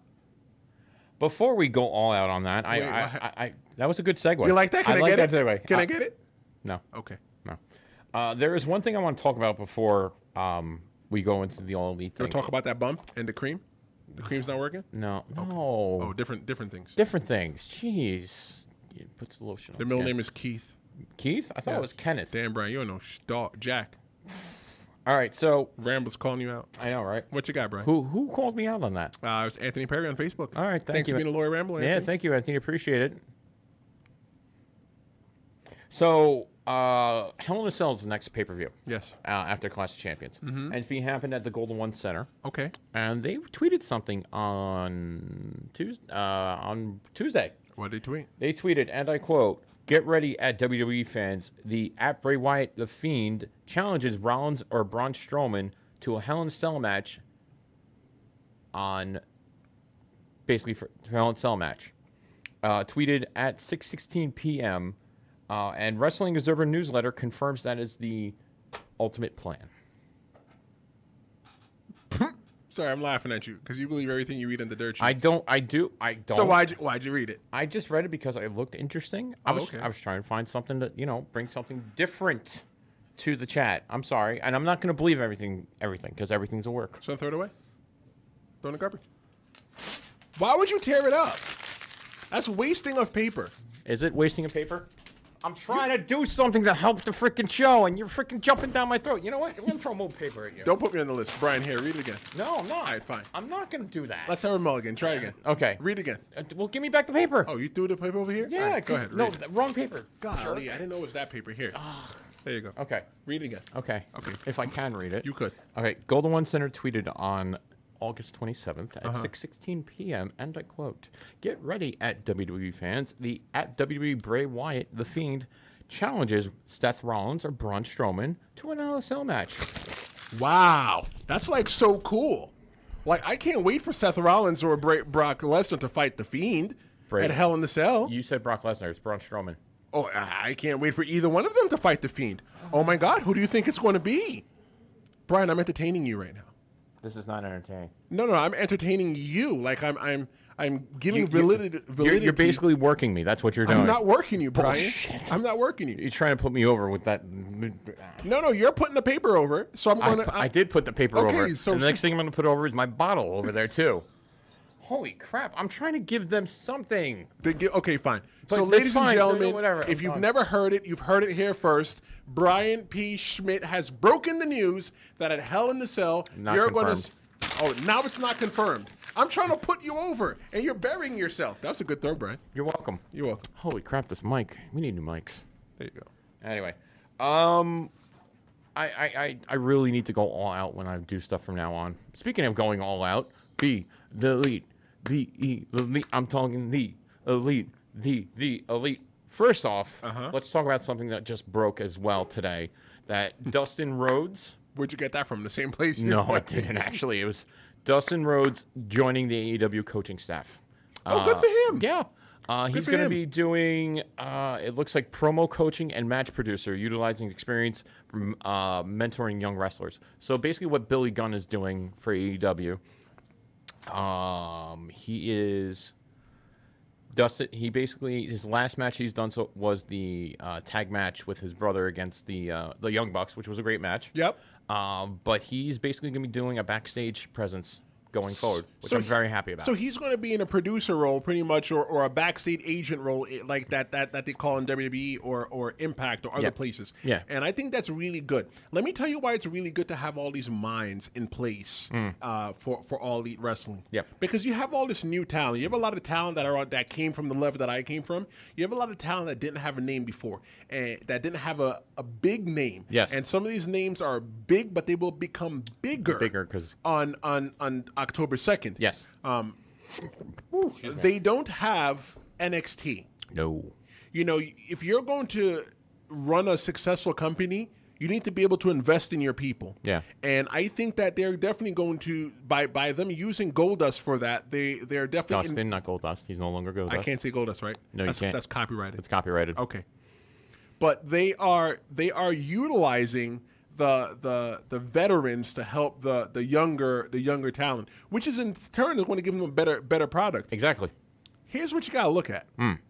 Most of these people that are helping have stepped foot in the WWE. That's true, because Billy Gunn's been in WWE. Okay. Dustin has been in the WWE. Dean Malenko. That's correct. Dean Malenko is one of them. So they have Jim Ross.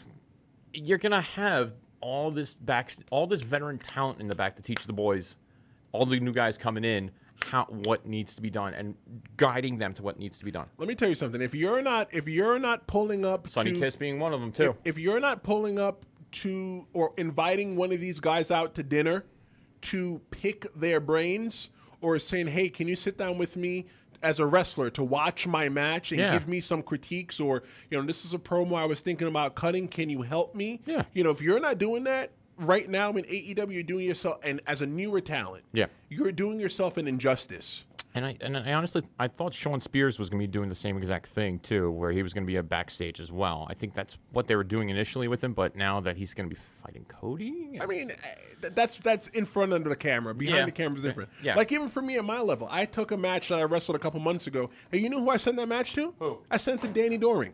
Really? Danny Doring was one of the last ECW hardcore tag champions. Yes. And I sent it to him, and he. From what he was saying, he was honored to send it for me to have him review my match. Yeah. And I took everything he told me as bond. You know why? Why? Because Danny Doring was in WWE. Yeah. Danny Doring was in Impact Wrestling. They were TNA. at the top of the game. game. They were at the top of the game. They may not have been at the top of the game, but they were there. But they were there. They Yeah. sat in the same. They sat at the same exact table. Mm-hmm. As the Vince McMahon, as Dixie Carter, Hulk Hogan, and all these other bigger name wrestlers. And you learn something. I was glad that he was able to bestow some information on me. So Steve in that chat says he thinks the Tony Schiavone signing has been taken a little too lightly. I think so as well. I do as well. His commentary was great in WCW. He did a lot of work with Impact as well. So I think the signing that when they signed Schiavone, I think that was taken a little bit too lightly. What has Tony Schiavone done since WCW? Impact. And I think Independence, like Impact in the beginning, right? And that was it. I don't know if there's anything else. Ramblers, if you know if he's done something else, because I don't remember anything best in the stint he had an Impact with Taz, because he was commentating with Taz. He did Impact. He did nonstop. He did TNA in 2003, and he was doing MLW from 2017 to present. Okay. So I don't think he's really been doing anything. The reason why I think that, and very good question, Steven, and thanks for jumping in the chat. I think the reason why Tony Schiavone's signing has not gone over the way that he thinks, or the way that it should go over, a lot of newer people don't know who Tony Schiavone is. Exactly. You got to remember, WCW went out of business 20 years ago. It's been 20 years. 20 years ago, I was... Shut up. A lot younger than you. Shut up. Yeah. Yeah, you're a lot younger than most people. That's true. Yeah, I was 16. You were 16? I was 16 20 years ago. What year was that? 20 years ago was 1990. It's 2019, right? 1999. I was 16. 1999. I was 15. Shut up. I was 15. Yeah, you'll be. No, I was 14. I was 14. Yeah. So, like, Steve, I agree. His commentary in MLW has been amazing, because I watch MLW. Oh my Lord! Somebody said Orange Cassidy. Oh my God! What are you doing with your hand, Brian? Put your hand down. Has your hand, Brian? Do something with your hand. What are you doing? Please don't trigger Brian again, Ramblers. Just don't say that again. Wake up. What is he? What the fuck? Oh, I'm sorry. Orange Cassidy. Great worker. That's all I'm going to say. Okay. Anyway. But you were saying? I don't remember what I was saying. I think I did that on purpose. But I think that Tony Schiavone, even though he has been out of the limelight, the professional wrestling limelight for so long, I think that Conrad Thompson reintroduced him to new people. And the people that don't really know Tony Schiavone, they're in for a treat. Yes, I agree. So yeah, him and Jim Ross. That's going to be if that is the commentary team that they're going to do a 2-man booth, Schiavone and Ross. Holy crap, that's going to be amazing, But I think they're going to do the 3-man booth going forward. I think they want to do it with Excalibur. Yeah, Excalibur. So Ross, Schiavone, and Excalibur. I'm happy with that. So Steve asked a good question about the Tony Schiavone signing being taken too lately. Let me ask you a question, Brian. Yes. Do you think that All Out has taken a back seat to the debut on TNT? No, I don't think so. It's still going to be one of their big. It's going to be one of the big. It's the sequel to All In, #1. Okay. It's not going to be taken lightly because it's less than a month. It's a month away from the TV show. So what you're going to be doing matches here, they're going to basically spill over into the TV showing, the first show, obviously. But I don't think it's taking a back seat at all. I think it's still heavy right there. I don't think it's heavy because I think the TV deal is the biggest thing. We'll see. Because right now, the biggest thing is the television. Yes. A year ago when they didn't have TV, the pay-per-view was the biggest thing. Yeah. It was the best thing on two legs Yep. in the world of professional wrestling. Yes. But right now we have them coming to TNT in less than 2 months, a month and a half. About a month and a half, yeah. A month and a half. We're away from them debuting on national television. Yep. So you had wrestlers that were here, okay, on the indie level. Yep. They got signed to AEW. They became here. Now they got a TV deal. They're up here now. Yeah, but the thing is, though, would they be... So if they're not signed... So they're independent. They're right here, okay? So you'll put guys like Joey Janela here? I put all the guys that nobody knew about and girls that nobody knew about, like your Britt Bakers, and I'm not saying anything bad about them. I probably wouldn't put Sonny Kiss in there. That's exactly what I was going to say. Would you put Sonny Kiss there? I think Sonny Kiss is way above that right now. Sonny Kiss was on Lucha Underground. Yeah, he was. So he was on television before. Yes. Joey Janela, he ran his own show, and he the private party, the beach party that he ran. He did that during WrestleMania weekend. Yep. So it's going to be fun for the entire world to see who these people are. Yes. So let's go through the All Out match card, which will be live this Saturday. The pre-show, the buy-in is starting at 8 p.m., I believe. Mm-hmm. And then the show starts at 9. The buy-in pre-show includes the Women's Casino Battle Royale, which has Brandy Rhodes, Ali, Yuka Sasaki, Britt Baker, Nyla Rose, Jazz, Evil Elise, Teal Piper, the daughter of Roddy Piper. Yes. Big Swole, which we, in the production, were like, who's Big Swole? Yeah. And we found out who she was. Who do you think Big Swole was? I thought she was a big girl.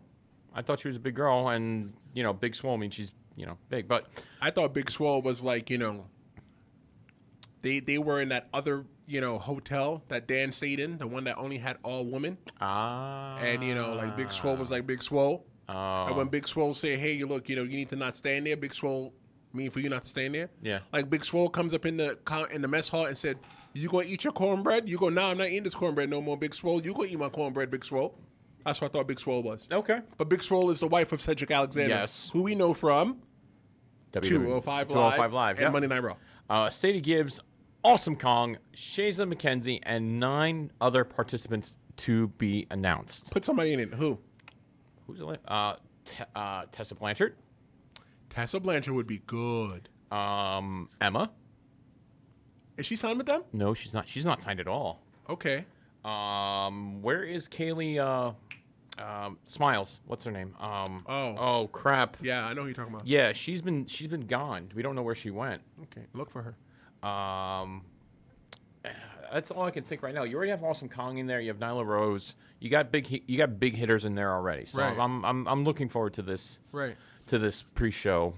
So Anthony Perry checks in on the chat on Facebook. Thanks for being a lawyer, Ramble. He says that he feels that AEW's women division is weak. Well, you got to think of this too. They don't have a established women's division yet. This is basically going to be establishing the title, who gets the first shot, just like what they did at Double or Nothing. This is basically winner gets a shot at the inaugural title. Now, who is it going to be?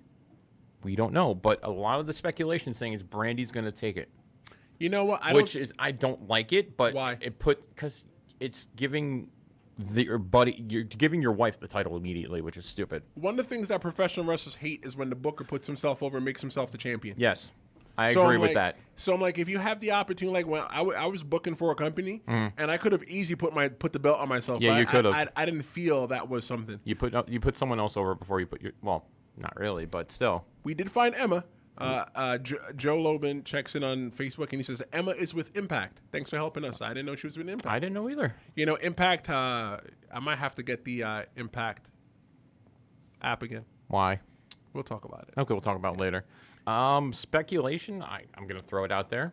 The wife of Miss Phil, AJ Lee. Did you read that in the chat? No, I didn't. Okay, because Joe Lobin just said AJ Lee. Really, Joe? Okay, yes. We think alike. But yeah, don't put yourself on the same level as me. I think he's better than you. Yeah, Joe is better than me. Why would you put Brian? Damn, where's your swag, boy? Look what you're doing to me. You're putting me. You're supposed to be a bigger man. You just made the list. Brian, how many times are you gonna put me in the list on one show? What's the record? 3. Okay, so but I think AJ, that could be a shock because they don't have anything else left to shock us with except for AJ or CM Punk. So I don't think that we should get AJ Lee yet. If she's going to be coming to AEW, I agree. She should wait till the TV taping. So TV, live TV. You know who we should get? Who? Oh, you know what? No. No. You thought it. Say it. Okay. Or so I was going to say, Brian, you can't put me on the list. I was going to say CM Punk. Well, we'll get to that in a second. But, you know, the thing you got to think about, though, is that I wouldn't want to use something like that for a pay-per-view. No, you save that for TV. That's correct. So, like, if you see AJ Lee on you know, in the women's division and she shows up in the pay-per-view, one of the things that you're automatically thinking is, well, where's CM Punk? Where's CM Punk? It's only a matter of time. Yeah. So I don't think it's right. I don't think it's right for her. I don't think it's a smart thing. And I don't think she's interested in getting back in. What about Madison Rayne? That was Anthony Perry's on Facebook. Yeah, I could see her getting in there. Is she signed with Impact? No, I think they're signed with Ring of Honor. Ooh. It's her and Velvet Sky, if I'm not mistaken. Okay, then I could see those two getting in there. Who else could is there anyone left from Japan they could grab? Tyra Valkyrie was in the last BTE, so she could be in. That's from true. Joe. You know who that is, right? Morrison's wife. And she was on Impact. So if she doesn't have a contract. I don't think she does, though, but I think she's the current Knockouts champ, though. The last time I watched Impact, she was. Yeah, it that's was her and Tessa Blanchard. Yeah, I believe that was true. But if she gets signed, like Morrison was on, Johnny Mundo or whatever. Telemundo? No. Oh, sorry. Anyway, they were on the last Being the Elite, so I kind of watched it and I was like, can I get Johnny in AEW, which would be amazing because he brings a lot of things. But I don't know if when his contract is up with Impact. Either's contract is up with Impact, but that would be nice. I'll call him and I'll ask him. Go right ahead. Yeah, I'm like, hey, do you know who that's ridiculous sometimes. What? I was going to ask. I'm like, oh, do you know when your contract is up? Yeah, she's going to answer the phone and tell us. Yeah, when right. Your Seriously. is up. I'll call her. And then you have there's a tag match in the buy-in as well. Jack Evans and Angelico versus Private Party.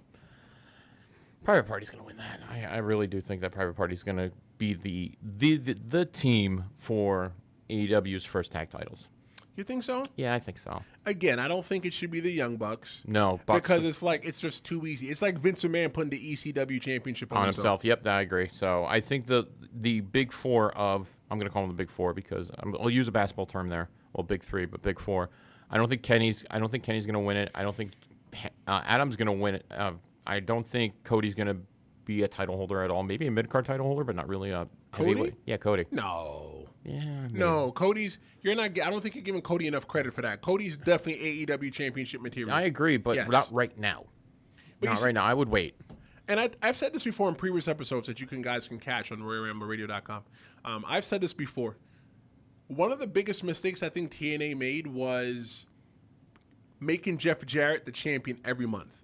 And I used to go to TNA pay-per-views hard body. That's a new word for you to learn, hard body. Hard body. I used to go to TNA pay-per-views hard body back in the day when I lived in Orlando. Okay. And I used to stop. You know why I stopped? Why I used to leave before the main event? Why? Because I knew Jeff Jarrett was going to win. So it's like whole Brock Lesnar all over again. No, it wasn't like Brock Lesnar. Really? Yes, because Brock Lesnar's not running WWE. Oh, Jeff Jarrett was running. Jeff Jarrett was running TNA. That is one of the things I do when I peruse the internet for like wrestling shows. There's one show that I did watch back in the day, and he used to put the title on all himself. Who? Grimm. GTS. Backyard. Yeah. Okay. Yeah, I used to watch it a lot, and he always put the belt on himself. I'm like, really? Like, don't give the belt to someone else? I don't get it. Like if there's I unsubscribed from him, so if there's nobody good to take the belt to put the belt on, you need to find somebody exactly. Good. Don't put it on yourself. The persons that can't get the belt, maybe bring somebody else in so they can bring two top guys in and let them feud for the belt. Exactly. Or build somebody up. Yeah. So main I can't talk. Main card, SoCal Uncensored, meaning Christopher Daniels, Scorpio Sky, and Franklin Kazarian versus Luchasaurus, Marco Stunt, and Jungle Boy. Okay. I'm gonna like SoCal. I may go with the Luchasaurus Jungle Boy thing. I think that's gonna be a really good match. Daniels is a ring general, hands down. He can run the ring with anyone. And SoCal's they're gonna establish himself as a tag. I think so too, and some singles, almost like what Undisputed does in NXT. I think SoCal is already established as a tag. Yeah, I know they are. So they're going to be like in the tag division. They already are in the tag division. Yep. The next one is Riho versus Haruka Shida. Winner faces the winner of the Casino Battle Royale, we get a women's titles match on the first show. The first show, October 2nd in October Washington, 2nd in Washington, D.C., yep. And we'll crown the new AEW Women's Champion that night. I like Riho over this. I do. Riho, I like Riho's in-ring work, so I'm going to go with that. That's just me. And Tristan doesn't really know AEW. I know AEW. I'm just, like, for me, there's just like all right, I'll skip to the top three matches. There's just not enough whiff a minute for me. Like, okay. I'm not emotionally invested. Well, we will be soon enough. Joey Janela, Jimmy Havoc, and Darby Allin. That's just gonna be a fight that started on a backstage thing on Road to All Out. And that match also is sponsored by Cracker Barrel, where you can get good old fashioned country cooking anytime you want. You get that gimmick now? What? The Cracker Barrel gimmick? I don't get it. You gotta watch more Being the Elite. Yeah.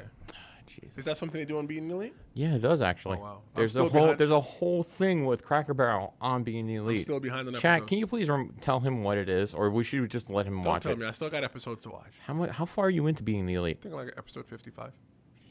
They shouldn't have made so many episodes. You know how long they've been doing episodes for? They shouldn't have made so many episodes, Brian. Okay.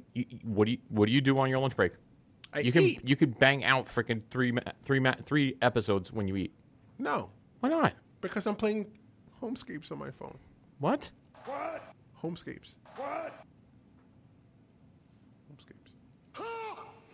Homescapes. Cody Rhodes, Shawn Spears, the Chairman versus the American Nightmare with Tully Blanchard in Shawn Spears' corner. Now, if anyone doesn't know the backstory between Tully and the Rhodes family, Tully and Dusty had a long feud back in NWA, I believe. I don't remember. Yeah. Yes. So there's a lot of emotion behind that too. But honestly, this is going to be a really good match, and I think Shawn Spears is going to take it. I think Shawn Spears is going to go over because they're going to establish Shawn as probably one of the heels in the company. Hold on, before you go any further. Yeah. I now have heat in the chat. Uh-oh. Who? Joe checked in and said that we talked about this already. Oh, you did? Yes. Remember when we talked about it a couple episodes ago that I was supposed to watch Being the Elite? Yeah. He probably thought I was caught up by now, but thanks, Brian. Now he knows that I'm not caught up. You know what, Joe? You know what happens when you give Tristan heat? What happened? What happens? What happened? You just made the list! I can't hear that. Hold on. You just made the list! There you go. So Joe checks in and he says, Cracker Barrel is shit Southern food. You know what, Joe? Is this Joe from Joe? Is it Rod? Is it my buddy Joe, or is it Joe from North Carolina? It's Joe Lobin. Oh, Joe Lobin. Then he's not. Joe Lobin is not Joe from North Carolina. All right, Joe. Guess what? You just made the list. You wouldn't even let me finish. Okay. He's not Joe from North Carolina because I've never seen him in the same place at one time. Moving on. You got Kenny Omega, which was supposed to be against Moxley, John Moxley. Right. But he got MRSA in his elbow. He got an staph infection in his elbow. Right. Probably from wrestling over in Japan. And he... I'm not a doctor. I just play one on TV. Exactly. So he is out for All Out. So they got Pac, a.k.a. Neville. Now, they tried to do this with Double or Nothing. It was supposed to be Hangman Adam Page versus Pac. Pac, due to contract restrictions, could not make it there. So I don't know. That's what we heard on the rumor. That's what we heard on the rumor innuendo. So I want to know how they got Pac. Is his contract up? Is he doing? He's being loaned out? I mean, like, what's going on here? Is he going to actually be part of AEW? Or just message him on Twitter and ask him. I'm not going to do that. Oh, you're so concerned? Just you do it. I'm not concerned about it. I'm cool with it. Okay. Well, we'll go. Oh, and all of a sudden you're not so concerned with it now that you got to, Joe, we know that you're Joe from North Carolina. Yeah, we know, Joe. Come on. Damn, Joe, you had to blow your own gimmick, brother. You know what, Joe? Don't put Joe on the list. He's already... No, I'm not. Are you putting Joe from North Carolina on the list? No, I'm not. Okay. I'm not going to put it on the list. Because Joe does do nice things for the veterans. Yes, he does do nice things for veterans, and he'll not be on the list ever. Ever. No one's list. So you got to take Joe Loban off the list. Now that you know that's his alter ego. Okay, he's off the list. Okay. You're not. Neither is my wife. Brian, how the hell is your wife still on the... Never mind. Don't ask. I'm not. You have probably two of the best tag teams in the world right now. Young Bucks and the Lucha Bros in a Escalada de la Muerte match for the AAA World Tag Titles. So if anyone doesn't know what that means, that is a ladder death match. Escalada de la Muerte. I believe that's my translation is correct. Yes, that's correct, Steve. Cracker Barrel sponsored the main event at Double or Nothing. Jericho was wrestled the barrel out of the ring. Now they're going to make the barrel a prop. That is correct. And they used to have a thing on Being the Elite. Well, I'll let him watch it.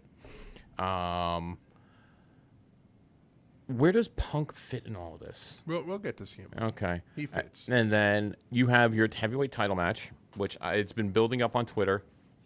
It's been building up on all social media. By the way, thank you, Chris Jericho, for selling out All Elite. Every pay-per-view that they've done, every TV taping that they've announced so far, thank you for selling them out. Thank you. You're welcome, Brian. Chris Jericho versus Hangman Adam Page. Now, from what you've seen on the social media, which you pay attention to social media because the social media guy feeds you everything you need to know. Good to have a social media guy. I know, right? Honestly, I think that Page is going to win this. Page is going to be the face of AEW for the first title. Page is going to win. Hands down. I don't think that it should be Chris Jericho. If it is Chris Jericho, you know what? Yeah, I don't think it should be Chris Jericho. No. Build up your newer talent. Yep. Because you don't want to protect. You don't want to get into the same exact issues that WCW or Impact did by relying on the older talent, on the veteran. The veterans should be there to boost up the younger guys. Yeah. That's how I think it should be. I agree. But if you've ever seen Adam Page wrestle, go back and watch. He actually published the Adam Page Pac match on the Being the Elite YouTube. Go ahead and watch that. That was a really great match. Phenomenal match. Wrestled in England nonetheless. Did we get a confirmation of the translation? It's of what? Of Escalera de la Muerte. Yeah, it's Escalera de la Muerte. Muerte. Sorry. Muerte. Something of death. That's all it means. Ladder of death? That's what Escalera. Yeah, that could mean ladder or stairs of death. Yeah. Stairs of the dead. I don't know. Okay, we're good with that.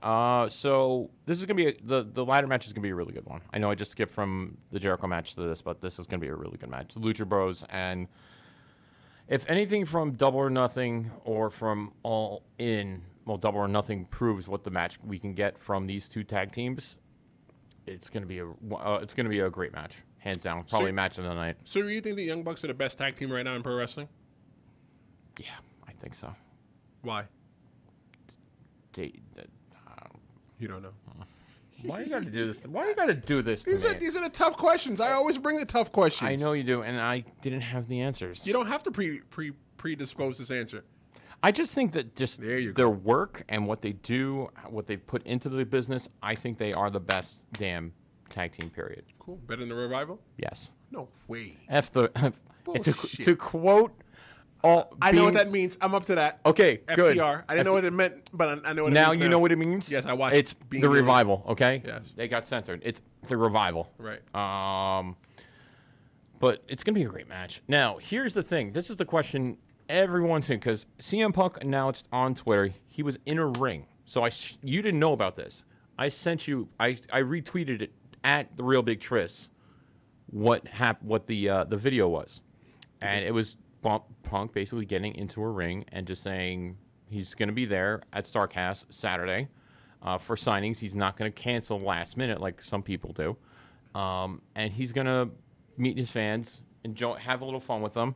And do we think he's going to make an appearance on All Out? I want to hear it from chat. Give me a thumbs up if you think Punk's going to show up at All Out. Also, let us know in the chat as well, too. Do you think that CM Punk is going to be showing up? Yeah, let us know, guys. We want to know. We want to know what you think, honestly. Is Phil going to make his appearance? Why is it got to be Phil? Are you and him friends? No. Do you call him Phil? He did say it in the tweet, though. I ever told you the first time I talked to Bully Ray on the phone?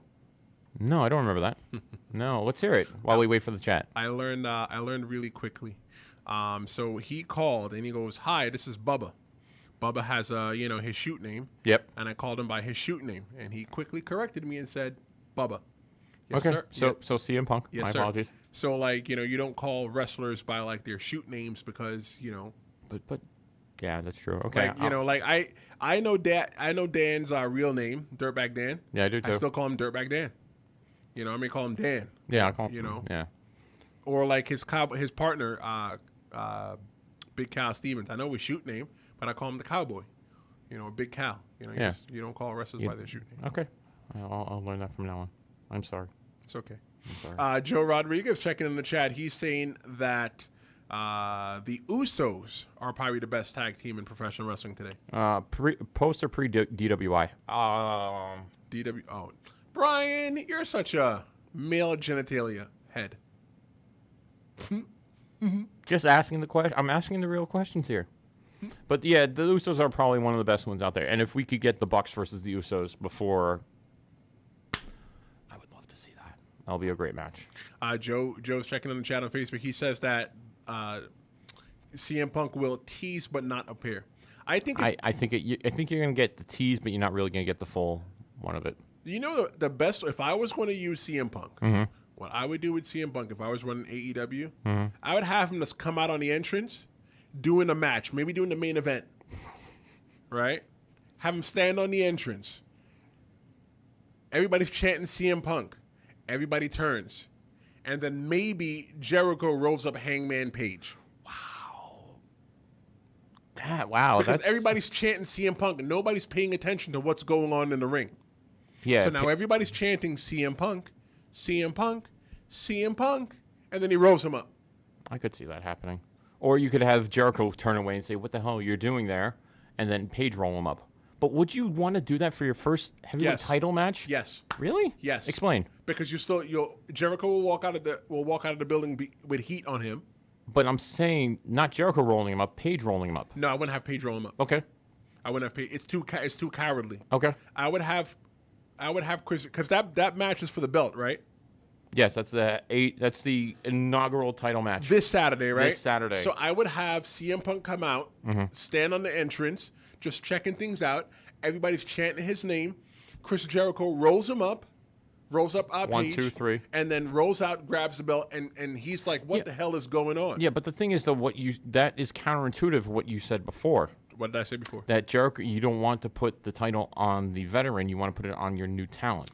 Right, but you know what? But he didn't win the belt legit. He stole the belt. I know, but still, you're gonna give Jericho the first heavyweight title. Yes, if I'm going to do it, I'm going to do it that way. Yes. As a Jericho fan, every part of me wants to agree with you to give him the title first, but it's gonna fall if Jericho gets the title on that kind of win. I could see it going back to a rematch at the October 2nd event and having Page win it officially on TV. having 2 title matches on their first TV showing, which would be nice. It would be awesome. But I just don't. I don't know. Yes. Yes. I would love that way 100%. Okay. And you know what you do? Then CM Punk goes away. Why? Because you don't need him anymore. So literally, Punk would show up, walk on the stage, and say, doing the pay-per-view, and just walk away, and then check everything out. Everybody's chanting his name, and when they ask him, "Why did you come out here?" I just want to see what it was like to stand on the stage again, and then turn around and walk away. Then you see him on October 2nd. Okay. They need to compete with NXT really badly. They need something. They need something big. NXT is going to be on television a full month, 2 weeks? 2 weeks. 2 weeks before. So what WWE is doing, what NXT is doing, is conditioning you to watch professional wrestling live on Wednesday nights from 8 to 10. Yep. So I need a reason that if I miss AEW on October 2nd and I don't watch it live, I want to hear, wow, CM Punk debuted. Don't tell me that he's going to be there. He just needs to show up. Can I tell you a funny story real quick? Go ahead. Can you say Once Upon a Time? No. Okay. So we were sitting back in the old apartment suffering, myself and Rose, before little Brian came around. And I got a text message from one of my good friends. It was Vin. He basically said, turn on Raw. Because Vin was watching Raw at the time. And he's like, Shane McMahon came back. This was back in 2000. Oh, crap. It was 2000. When didn't you recently come back? Who are we talking about? Shane. Oh, okay, recently, like 3 years ago, maybe. Before that, so it was like 3 or 4 years ago. There's someone who came back that me and Rose are big fans of, and we turned on Raw, and we always recorded Raw. It was always on the DVR to record, and sometimes we would just turn it off. We would just delete it because do we want to watch Raw? No, right. We'll pass because we were like about it, like how Casima is. Like we didn't want to watch it. Right. We were getting overburdened. Right. And we got a text message. He's back. We turned it back on, and we've been watching Raw since. Who's back? Shane? Well, I forget who. I believe it was. I don't remember who. You don't even know who you were interested in watching. I just don't. Listen, I'm tired. My brain's dead. We've been on air for 2 hours. My head hurts. This is radio. I love radio. I could be on tour. I can be on radio for like 5 hours. Yeah, and I stream constantly for like 5 hours long. I think you're into keto. I think we need something. What's going on in the chat? Who's in chat? Everybody's in chat. Brian says hi, Daddy. Hi, Danny. That's my son. Obviously. That was a baby voice. Who said that? I was clear. Oh, hi, Mom. Oh, that's cool. Your mom watches too? Yeah, I know, right? You think she knows how to press the proper share button? I don't know. Mom, hit that share button. Make sure you share with all your friends. Yeah. She already does. Hey, guys, if you're watching right now, I just want to take the second, Ramblers, to say I appreciate the fact that you guys are watching it. Our social media person put up a really good post the other day. In order for us to succeed, in order for us to grow, when we put a post out, comment on it. We're asking for your feedback. Give us your feedback.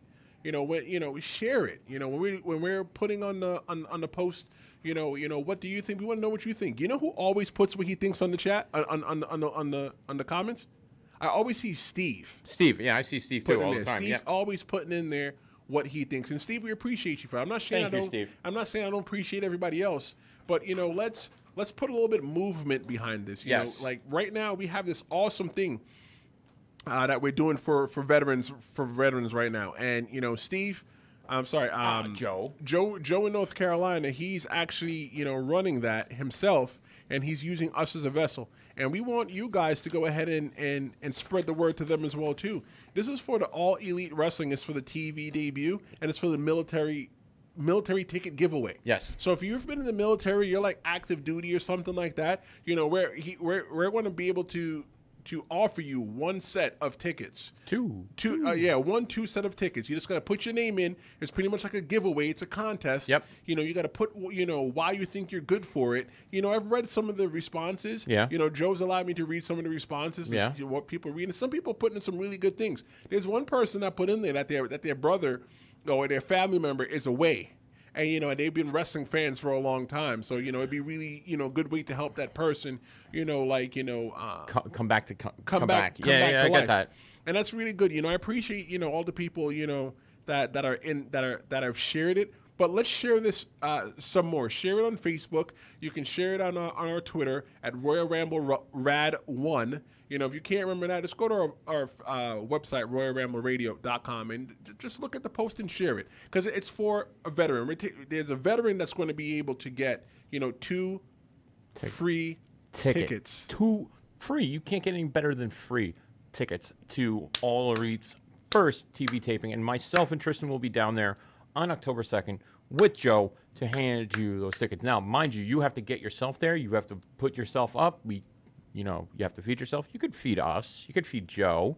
But you have to get yourself there. So you don't have to feed me. I just need you to come get the tickets. Come get the tickets, please. Just put your name on the list. Go to Royal Ramble Radio right now for what? more information. Go to royalrambleradio.com right now for more information. Yeah, please do. Go click on the list as well. Please.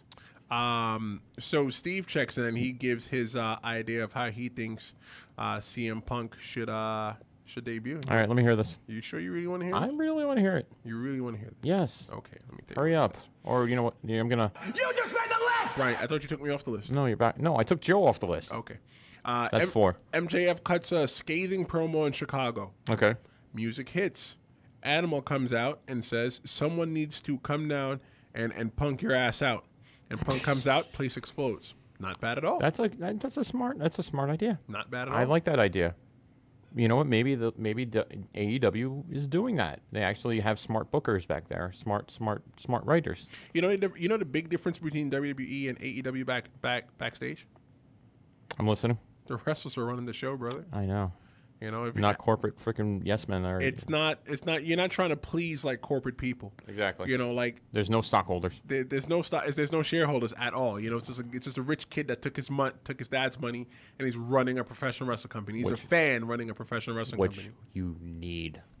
You think so? Honestly, if we had the money, I think we would open up our own promotion. If I had money, I'd open a promotion. I would I'd too. open an indie fed. It'd be really huge though.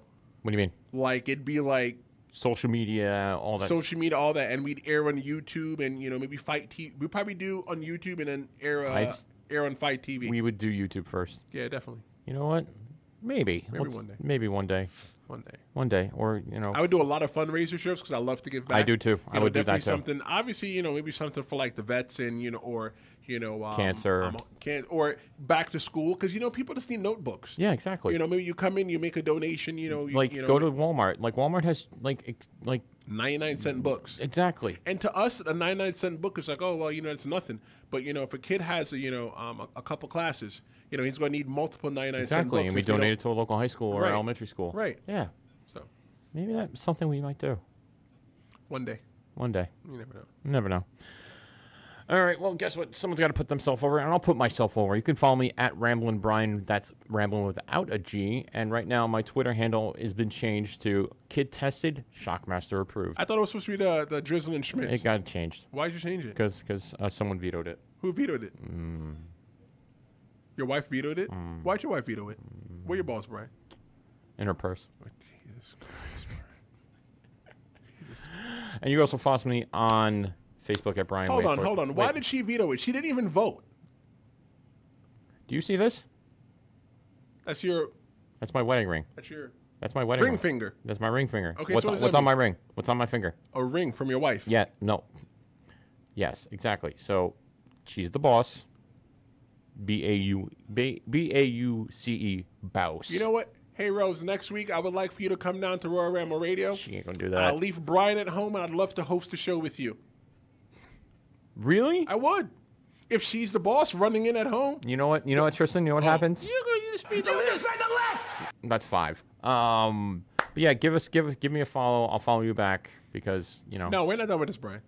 Oh, we're not? No. No? The Ramblers worked so hard to choose a name for you. All right, I'll change it back. No. You know what? Don't change it back because I don't want you to have to sleep in the garage now, and it'd be the Ramblers' fault. I'll sleep in the garage. It's fun there. Wait, it's getting cold. It's So? 52 degrees in New York this morning. So who gives a flying F? Oh, that's how you really feel. Yeah. Change it right now, then. No. Why not? I don't want to. You know what, Harry? No balls. Fine. Okay. You know what, Ramblers? Fine. If you change it right, you better not get in trouble for it. I'm like, well, I got to change my name back.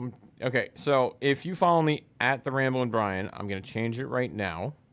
It has my son's picture on it saying Drizzling Schmitz. It's just a Twitter name. You see, maybe if you had a cool Twitter name before. Shut up. I'm just saying. It was funny because when you liked one of my tweets, I'm like, who the hell is kid tested, mother approved, or whatever? Kid tested, Shockmaster approved. How is that not a good handle? Because it's not the one that the Ramblers chose. Fine, it's back to Drizzling Schmitz. You got, see? Here, look. Is your wife even on Twitter? No. So how does she even not like your Twitter, bro? Because I tell my wife everything, all right? Oh, okay. Yeah, that's what you do when you're married. You tell your wife everything. Even your Twitter name? I did. I'm sorry. You know what? I want Rose here next week. She's sorry. I want her to wear your hat. She ain't wearing my hat. And I want her to wear your favorite wrestling shirt. No, she won't. And I want her to bring the bag. What bag? The one with your balls in it. She don't carry a bag. What? She puts them in her pocket? I guess so. What if she falls or bumps into something? She might crush your balls. Still love you, Brian. I am the real Big Triss on Twitter. If you're looking for me, I'm the real Big Triss on Twitter and Instagram. Why do you hate me, Brian? You don't have to make it. Too bad. It's already done. It's already done. Oh, it's already done. It's already done. Yeah, okay. Follow me at the Ramblin' Brian without the G. You'll see Drizzling Schmitz there. Yeah. This weekend, I encourage all you guys to watch All Elite Wrestling. They're going to be all out on Bleacher Report Live. Go ahead and pay for it. Hey, you know what? It's worth it. You might think it's too much money. I challenge you to invite a friend over. Yes, you know, and we'll have NXT UK at 2 p.m. that afternoon as well, which is one match I just want to say I'm very excited for. It's Rhea Ripley versus Shayna Baszler. Done. Okay. I don't need to say anything else. That's the only reason to watch that. Well, there's other reasons to watch NXT UK, but oh my God, where's the monkeys in the booth? There are no monkeys in the booth, right? I know though. We see a white screen, my dude. A white screen? I don't know. Oh, because they couldn't see my phone. So if you follow me at Ramblin' Brian without the G, you'll see it's been changed. You're welcome. Good job, Brian. Can I get a thank you from anyone? You know what? That's a good idea. Anthony Perry checks in on Facebook and says that you should make a MySpace. No. You should. Why? Why not? Why not? Why? Because he thinks you're not cool enough. Okay, so then... you know what? Hold on. No. I want to thank you when I make the MySpace. You know what? I don't think you should make a MySpace. Why? Because you didn't ask your wife yet. Rose? Is she in chat? No, she's not in. Pirate it. What are you talking about, pirate it? I want to thank you for changing my name back. If I don't get a thank you, I'm changing it back to what I want it to be. Wow. After the Ramblers chose it, now you're holding them Give ransom. me a thank you. Someone in chat, give me a thank you. Or I'm changing it, or I'm putting it back to what I want it to be. Wow, that's a shame. I don't care. Well, I do, but I want to thank you for changing it back. Oh, look. You got a thank you on YouTube. Who? Royal Ramble Radio. Ooh, someone's on the... Wow, okay. Yeah, Royal Ramble Radio said thank you. Oh, look. Joe said thank you as well, too. Wow, you got two thank yous. Okay, well. Okay, I will stay. Good. Make a MySpace now. You just made the list! Oh, you even have an Instagram, do you? I do have an Instagram. You should make all the names the same so people could follow them. All right, guess so.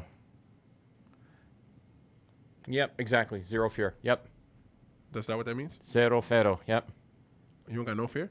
No fear. Wow. No fear. No fear. I want you to take a selfie and put it in your Instagram where you're sleeping tonight. I actually being in my office doing some editing, so no. Yeah, you sound like me. That's all we do these days is edit. We just edit shit and just. I actually am gonna do something. I'm gonna send you a video, but I'm gonna post it up on my Twitter. So yesterday, and we're going. Ooh, we got a message on Mixler. Hold on. Probably your wife. No, it's not my wife. You don't think so? Thank you, Law. Dexter says thank you, Law. Appreciate you, Dexter. Thanks for listening. You know what, Dexter? Don't put Dexter on the list. You just made the list! Golly, you keep putting these damn people on the list. Yeah, he's yeah. You know the best part about people not being after us? What? We run over on time. We're I know. 13 minutes over. It's great. I love it. And people are still strong. And you guys like it when we run over, right? It's good, right? How much time we got left, Brian? We're over by 10 minutes. Because, I mean, if the Ramblers want us to talk about something special, maybe one of them could call in or you know what, Ramblers? Call in and tell us what you want us to talk about. You know what the funny thing is? I want someone to call in and say happy birthday to someone. How about that? Whose birthday is it? Whose birthday is it tomorrow? It's my birthday. Ooh. Change your face. No, I will not change my Facebook name, Anthony. You know what, Anthony? You know what happens when you ask me to change my name on Facebook? It's your birthday tomorrow? No. Oh, okay. No, I'm not going to. It is the real Big Trish's birthday tomorrow. And how old are you going to be, young man? 3'4", baby. 3'4"? 3'4". Oh, yeah, get that 3'6", and then we'll talk about, stuff. That's all right. Yeah. I'm 6'1". I don't need to be 3'6". Okay. That's right.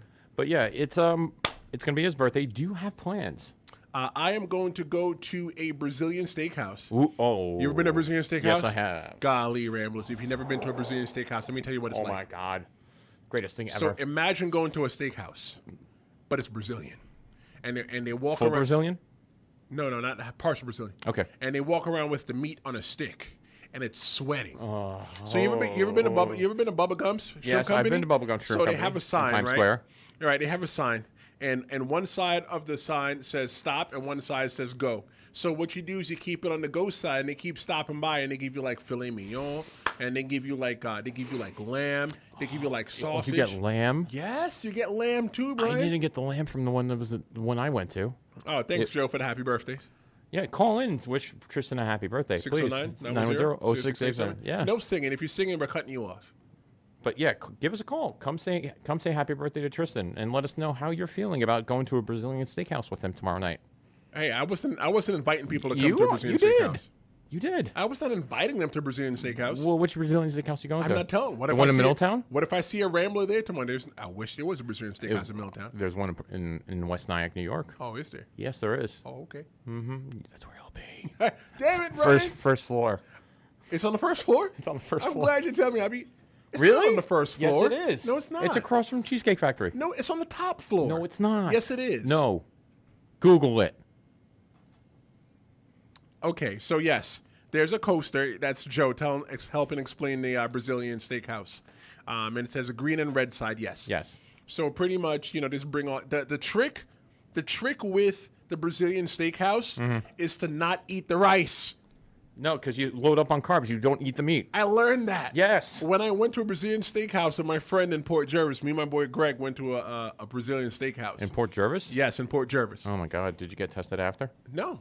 Port Jervis is in Westchester. I know. Port Jervis? Port Jervis is north. That's Orange County. No. Yes. That's Chester. No.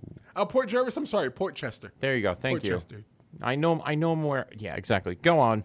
So anyway, we went there, and I'm getting the rice, and I'm getting everything else, and then we get the salad, and I'm like, "Where's the meat?" He goes, "Oh, the meat's coming." So I'm sitting at the table, and I'm just jacking up this rice. He's like, "Dude, what are you doing? You know how much money we paid? If you eat this, you won't eat all the meat." So Dexter's checking in the Mixler chat. As a Filipino, he doesn't eat any of the rices at the Brazilian steakhouses. Okay, so you see, everybody has some good tips. Don't fill up with the rice. Yep. And the fried plantains are to die for. No, let me tell you something. Not plantains, plantains.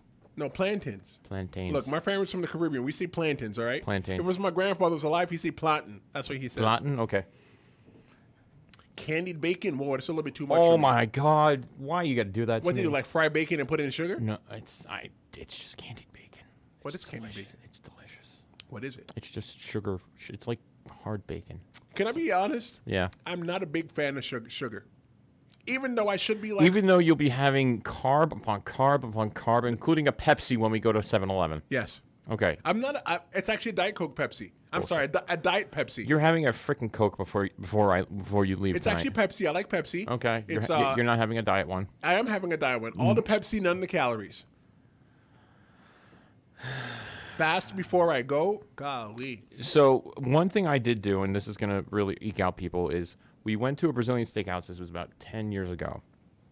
And one thing me and my buddies did is we would eat, and then we would go purge. And go eat, and go purge. Eat, purge, eat. Like, I did it once, and I was like, I'm never doing that again. But it worked. Okay. My man Joe checked in. He says, a Dominicano, it's a plátano. Yeah, I'll agree with you. It's a plátano. I love plátanos. I Plátanos, love plátano maduros, though. Plátanos maduros? Google it. I grew up in the Bronx, man. Okay, I'm sorry. Excuse me for being a white boy from the suburbs. There's nothing Jesus wrong with Christ. that. Wow. There's nothing wrong with that. Just throwing it down on me. You bring a different flavor to the show.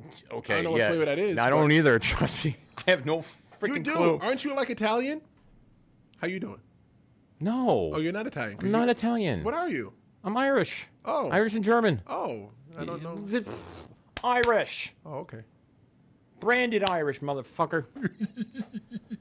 I'm branded black. That's not brand. That's just a coating. It really is in the wintertime, man. It turns all white. Yeah, and I turn beet red in the summer. See? Yeah. Differences. But on the inside, we're all pink. Joe says that Diet Pepsi is gross. No, Joe. Yes, it is. It's not. It's disgusting. It's all the Pepsi, none of the calories.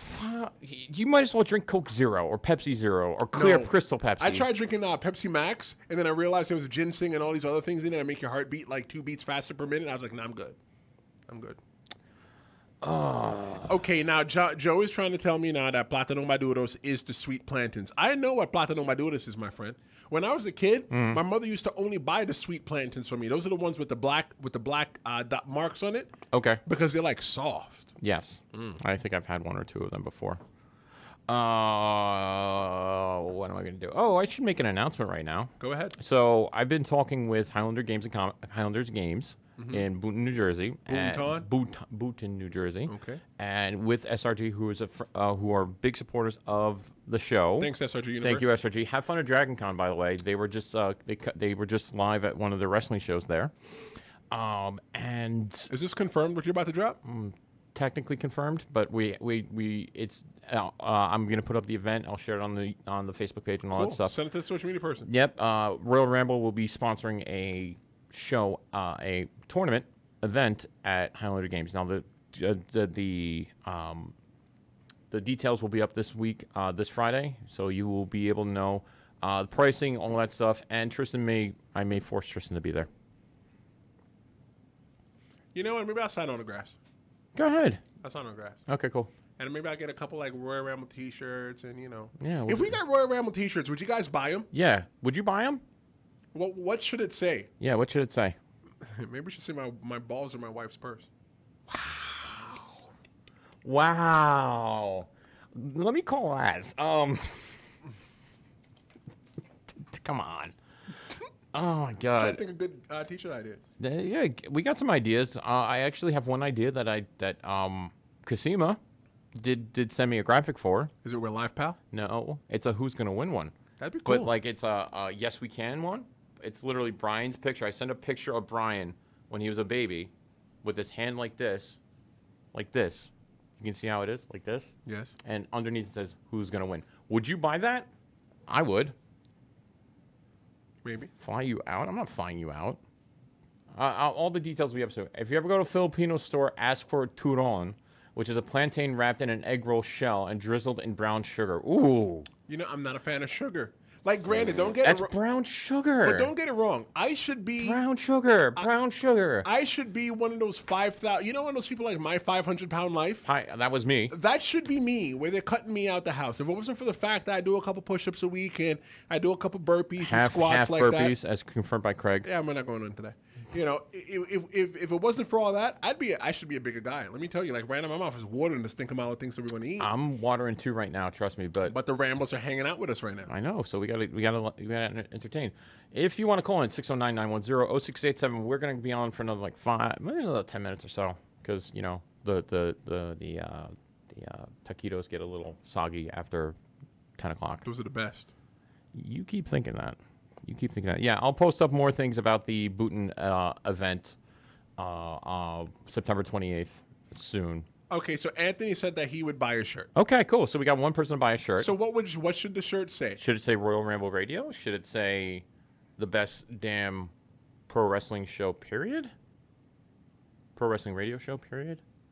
Listen, if I got to put something over, I'm going to put us over. So why not say we're the best damn wrestling radio show, period?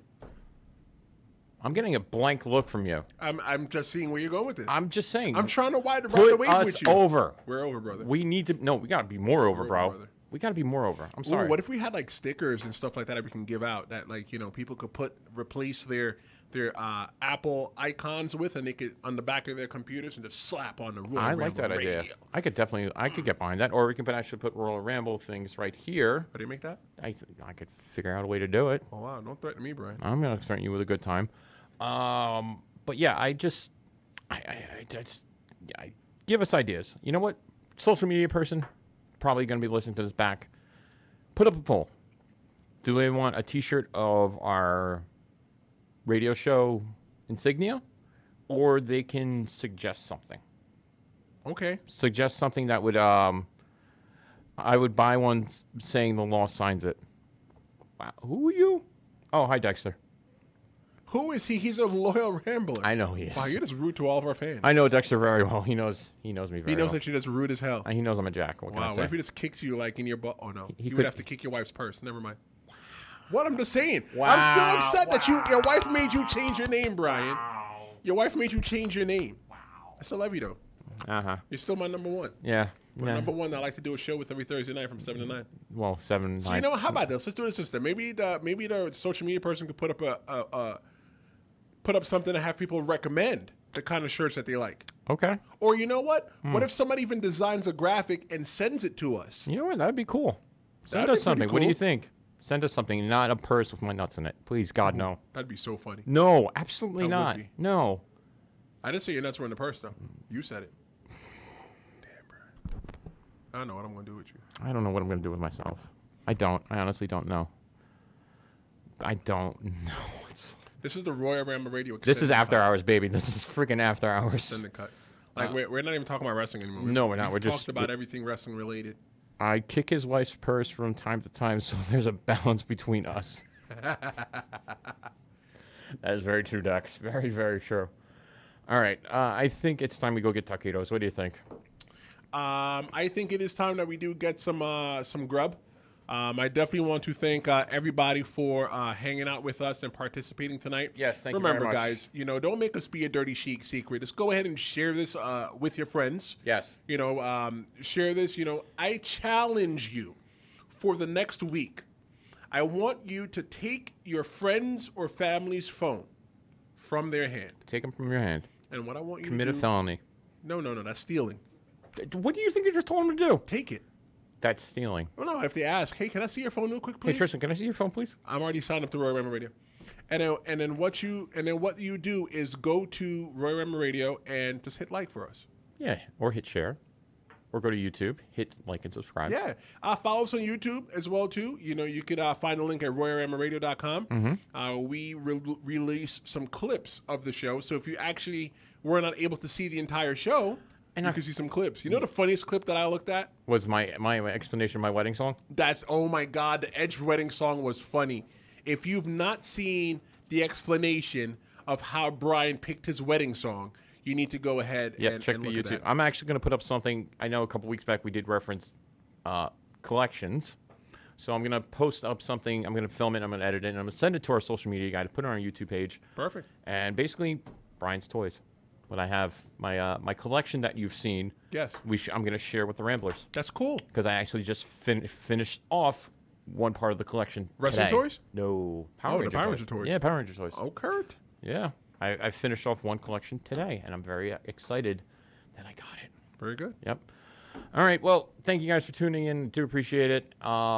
If you could, I want to thank you guys for tuning in. Remember, Ramblin' Brian without the G on Twitter.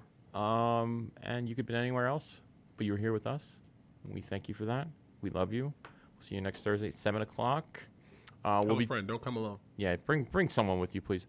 And we will have, from the SRT universe, a good friend of the show, Chris Pagillo, a.k.a. the Italian Bombada, who I'm starting to like more and more and more right now. The address to the building. No, because I'm bringing his. I'm picking him up. He should at least bring catering. Catering's there. I understand, but he should at least add to catering.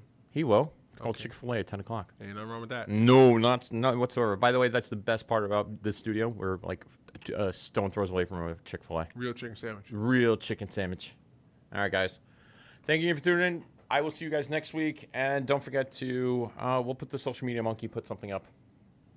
Hopefully. If he gets to it. That's it? That's it. Thanks, guys. Bye. See you.